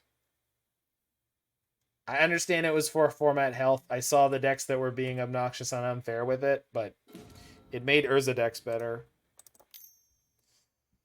And then Urza decks all died.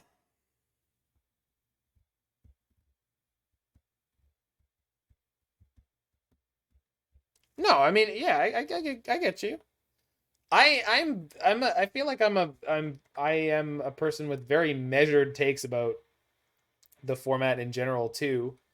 And so I don't have main deck graveyard hate. Basically none of this is particularly useful against their living end. But if I can set up some more artifacts and more mana, what I really need is mana, but I also need to... Gosh, this is so frustrating. It's fine. We'll be fine. So, discard a card. Discard the Thought Monitor, because if they living in, that's good for me. So, always yes. Grind me, save targets. Sack the food. Yeah.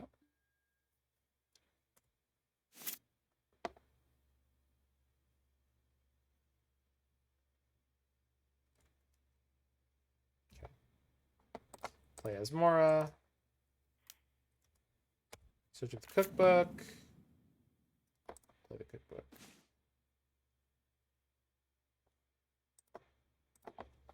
They living end, I can grind myself a bunch here. Maybe get a bunch of stuff into play.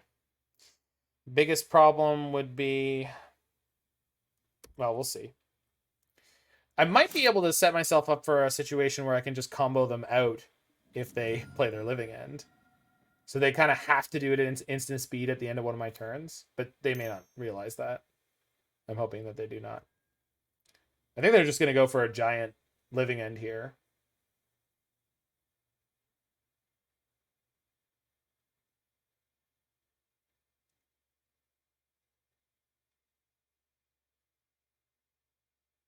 See that weird Urza Saga mono red deck? I heard about it. Oh, they're going for it. I'm proud of you, opponent. Put it on the stack. Now you can't choose. There's no escape.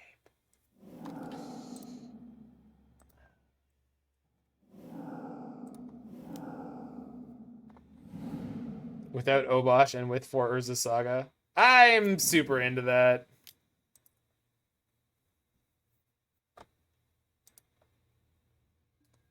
Okay.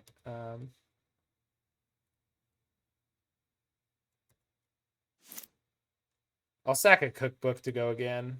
If I can hit more stuff, it's a big deal. Hit Thassa's Oracle and Street Wraith? Oof. That's not really what I was looking for here. Okay, we are going to get to draw a lot of cards. And scry. Stacking my triggers matters here. So... Alright. Not these ones.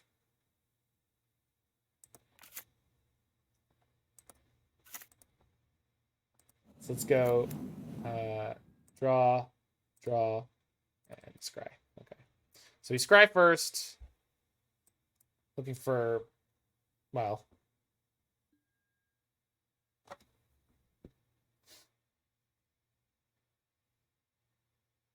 Ovalchase is the card I want, because that lets my cookbook grind me a bunch.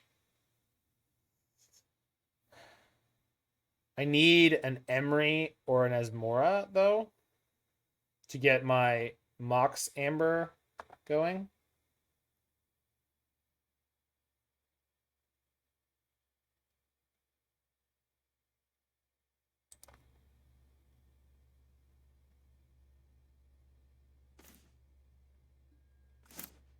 There's the Emry. So I got to find the Mox Amber.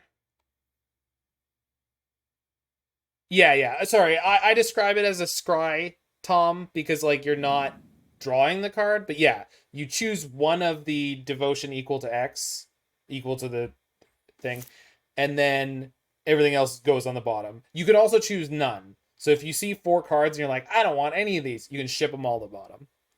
That is an option. So can I live for a turn here? 1, 2, 3, 4 blockers. 4, 4, 4, 5. So I'm taking like 3, 6. Yeah. I've got a turn here, I think. Next with a follow, Roseatron.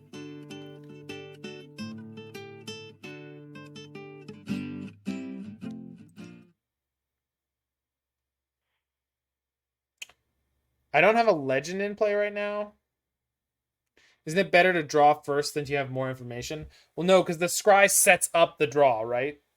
Although I guess in that case I was going to draw 4 random cards and then I could have scried, or I could have chosen the next one, or I choose one and then draw 4. But I get to put 3 cards that I probably don't want on the bottom by doing it the way that I did it, right? So I think the way I did it works pretty well. Oh, I have a Street Wraith here. Do I want to cycle it? Yeah, almost definitely.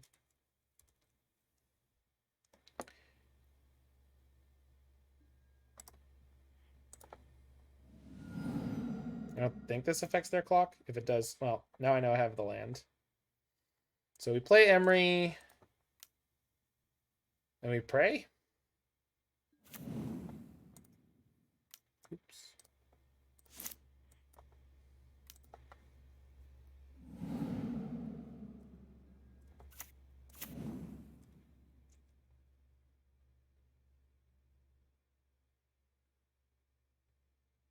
Do I want to mill myself more here?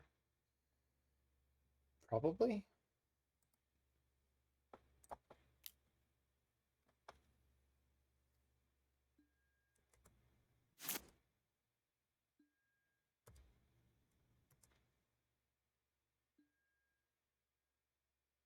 Still didn't hit a Mox Amber.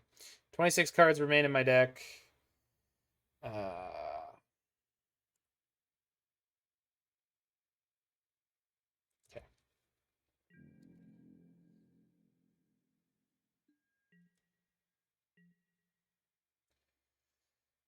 I think we'll be okay, Hung. The thing I need to watch out for is them also having counter magic.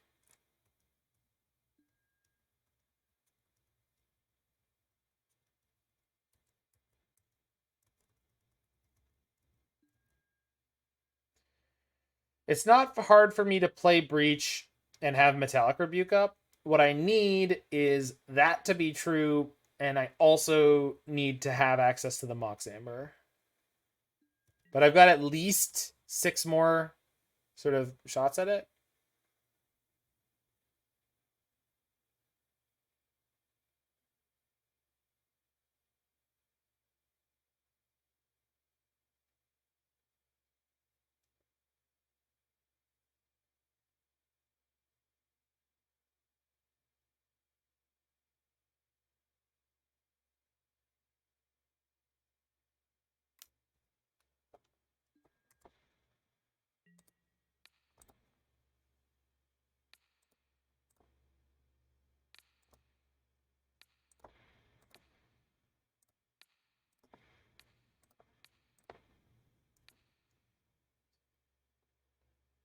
Okay, we're taking 14.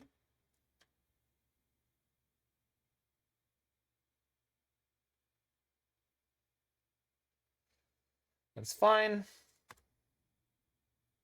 And I can grind one of the thought monitors before damage. You kill with a violent outburst? I can't play around that, Swiss. I can't reasonably play around that. So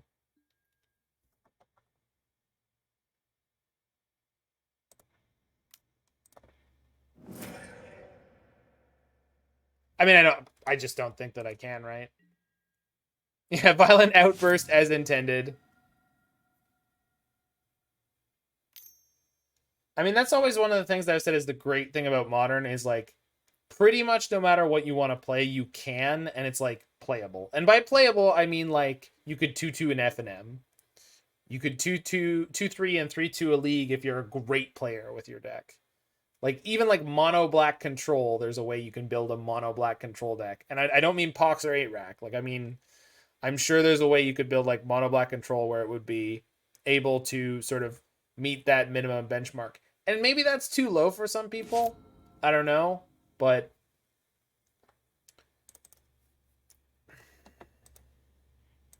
I mean this is fine. This doesn't matter.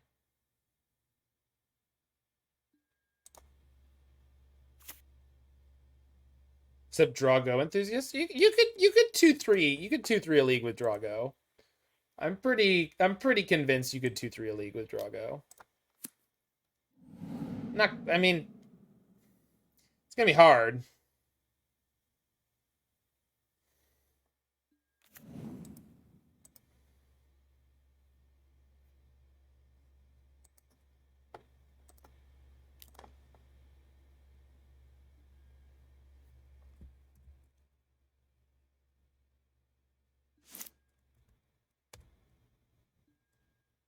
Did I hit a Mox Amber yet? Nope. How can I grind more? Grind the cookbook. Play out a Bauble? I have no 0 drops in my graveyard. I mean, I have to grind the cookbook. But they've tapped down low enough, they shouldn't be able to counter me here. There's a Bauble. And a Mox Amber. Okay, we're good. Prepare for top speed.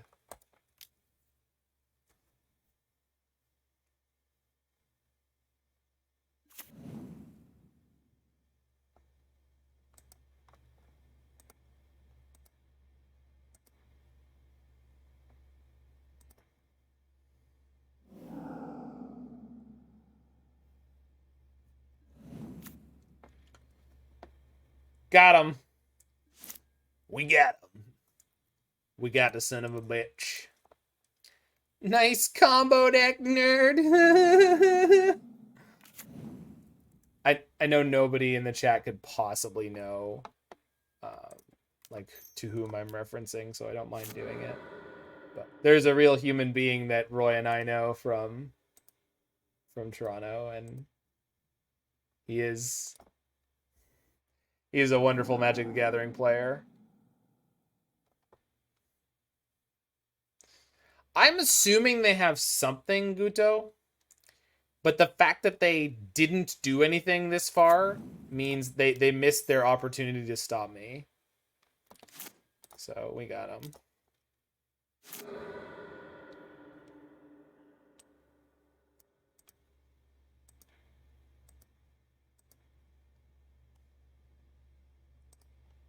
Ooh, that's good, Last God. Did you get all the boxes moved out, I guess?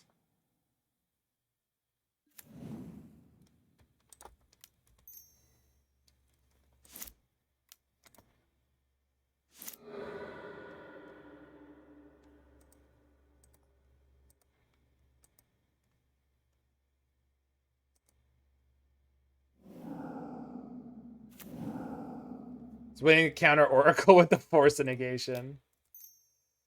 Could be. Could be. The thing that's crazy about this is like, if I really want to set up to beat them, I can put a bunch of artifacts into play so that they can't, like, I could just rebuke them like 3 times.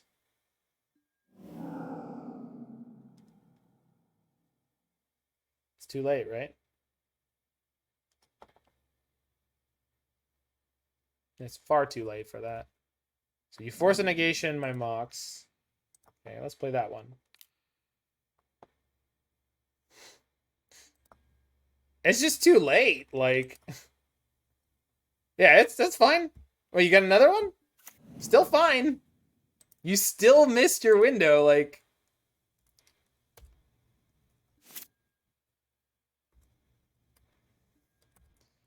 they had the force of negation. They just didn't do it where it mattered.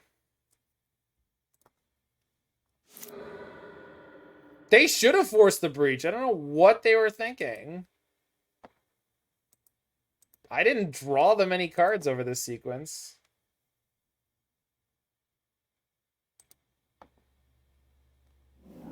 Clearly they're watching the stream and they thought they'd be able to force the Oracle. That's the explanation. Aether Spellbomb on top. I think I'll leave it on top. They tried to grief you, but it backfired. Baby. Yeah, the correct point was either right at the beginning, Mr. Fahrenheit, when I played my first 0 cost, although I had 2 in the graveyard at the same time, so that didn't matter. Or the first time I played the Mox Amber, they wanted to exile it. That's where they should have exiled it. Not later. The first time I played the Mox Amber, that's where you force it. Because it gets exiled and I can't loop it anymore. Which means I don't get to keep generating mana off of it.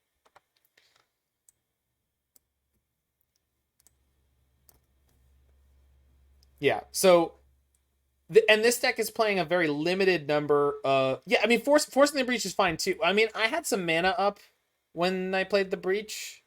So maybe they thought that they couldn't get away with it. And then that was their like last-ditch effort, the Hail Mary. Thoughts on Devoted Druid decks? Loved playing it pre-COVID, but it's looking pretty outclassed by Heliod now. Yeah, I mean, I hate the Devoted Druid deck, but it's only because it massacres me all the time.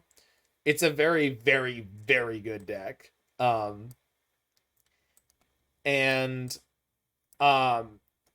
yeah, I mean, it does seem like Heliod really has his number. The problem with Druid is it's really bad against Prowess, I'm pretty sure. Prowess just has too much access to too many cheap removal spells that just end your game. So, oh, it was the correct play to force the breach. At minimum, to save yourself all the time, right? Like, my God, what torture they put themselves through there to try to win that, right? Kind of want Urzas in here because I can mill them and then get them back when they living in me. It's, kind of goofy, but yeah, exactly. Vizier of Remedies, kind of a no fly.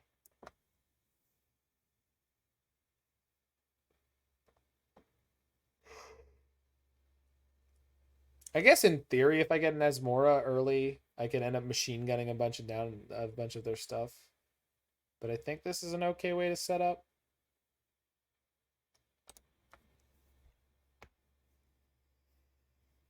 Yeah. Whereas Heliod had the ability to combo off of a collected company,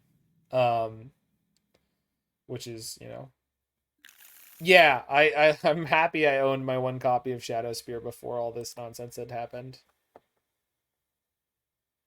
I was shocked by how good it was when I was playing it in Pioneer in the sideboard of Mono Green Karn. Put them all to 5. Do I have to go to 5? I do. Yeah, not throwing away turn 1 Emry. Just not doing it.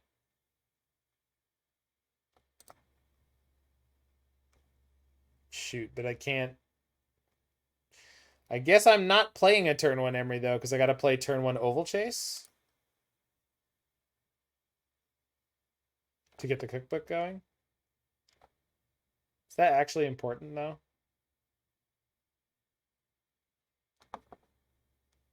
So the reason why it's popular is that you can fetch it up with Urza Saga, and it gives your construct, which is a large beater, trample and lifelink. Well, why it's expensive?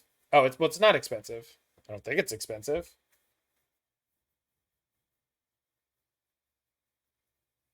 I don't think it's expensive. Put them all to 4.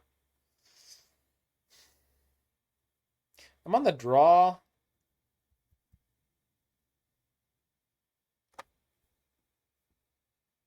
Yeah, it might become expensive. We'll see.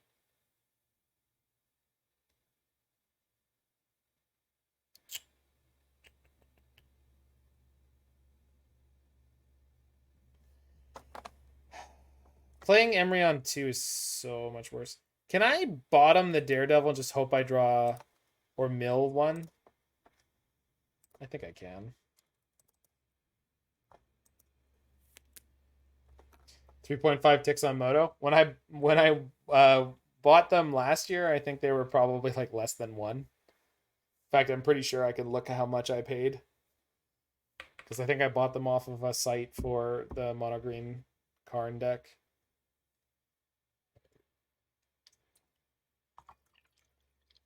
I know I spent like $20 on my paper one. $20 Canadian.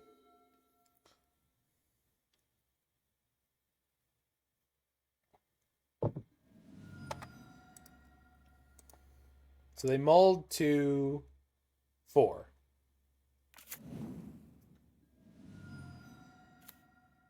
$20 on MTGO Bogles? Yeah, modern Magic Online is phenomenal. Nice draw.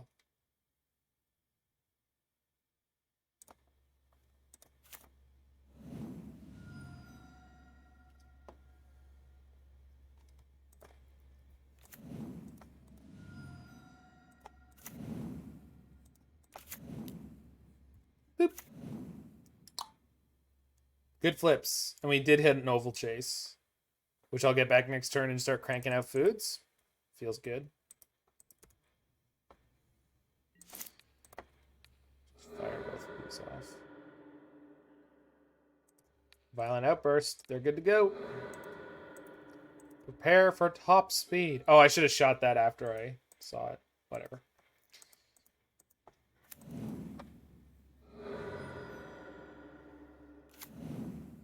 Yeah. In paper, it was popular because of an EDH card.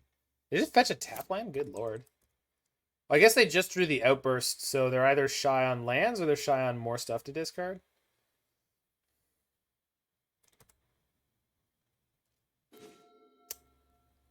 Good draws. Very good draws. Play the Cookbook, get back Ovalchase. Play another Cookbook? Yeah, 100%. So I can ditch all of these into the graveyard if they go for a living end. Works for me. Man, that's sweet. Such a cool matchup.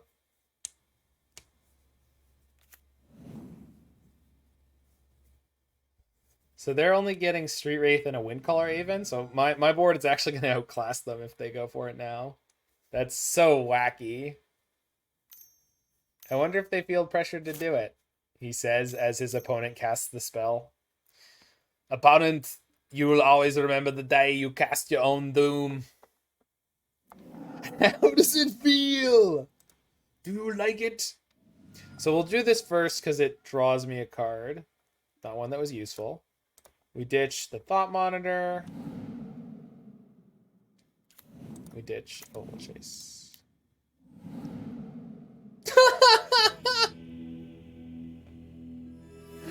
I'm out.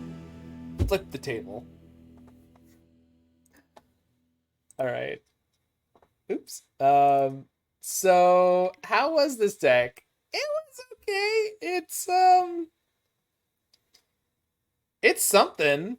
I don't know about this one. I feel like the fuel mixture here is a little bit not the best. How was my night? Pretty good. I'm really wiped out. So there's no way in the world I'm going to play the blue-black Urza food deck as much as I'd love to. Because I think I'm going to play in a challenge or this Insight Esports thing tomorrow, and those are in not that many hours. So I'm just wiped out. There's been construction on the condo building. Oh yeah, I can show the list for blue black. Yeah. So this is from Pygonti's Twitter. Pygonti is a friend of the channel, was the trophy leader a while back. You can find him here. Is it the same one? No.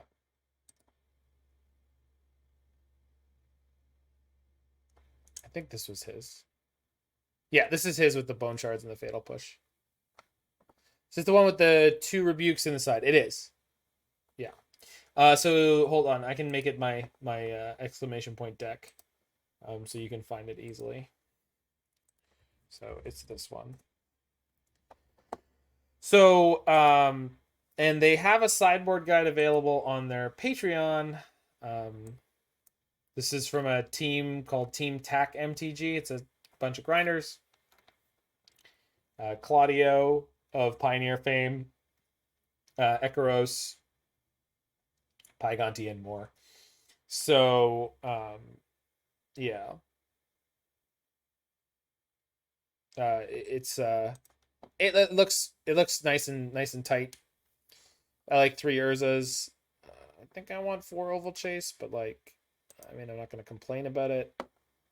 I definitely want to try this. 4 Street Wraiths, 4 books, and more ways to discard on top feel good to me, because we were getting choked on ways to discard in the deck that we just played. So, wrapping up thoughts on this. I think there's not enough ways to discard cards for Asmora. So the Galvanic Blast should probably be a Lightning Axe, although maybe if you're trying to use it as a win condition with Underworld Breach, that's what they were trying to do with this version. This version has enough weird choices that I feel like some of them are probably like relevant and intelligent and good. But I saw some blue-red versions of Grinding Breach that were not running the food package, but they were running Urza's Saga and things of that nature. And that gave it enough of a mid-range plan. Because Asmora really wasn't that much of a big deal tonight for us. Like, really, really didn't do that much compared to the Saga in this league. So, and the reduction in the amount of Ovalchase Daredevils, it just... This deck was a bit all over the place. These 8 cards were just kind of standout lackluster a lot of the time. But they helped us win some games that would otherwise be very difficult for this archetype. So I'm not sure where I'm at on this. I mean, it was a 3-2, and it felt like it could have been even better with a little bit better luck or a little bit more reps. So, yeah. Best decks with this configuration that I saw played with Teferi and no Urza. The problem is the 3-color in the Saga is sometimes. Yeah. The 3-color versions of Grinding Breach before were supposed to be the best versions with Teferi. And I don't know. I don't know about that. I think you want to play with Saga. I think you could play 3 colors if you barely play red. So you play like primarily blue and then barely splash white, barely splash. The cookbook looked better than Asmora. Yeah, well, the cookbook with Ovalchase and a grinding station helps you sort of like set up for a breach in a big way. So like we got smashed to pieces by the black-red mid-range deck. But the one game where we were kind of close is where we top-decked an Underworld Breach. Saw some lists with Saga and Teferi. They was doing well.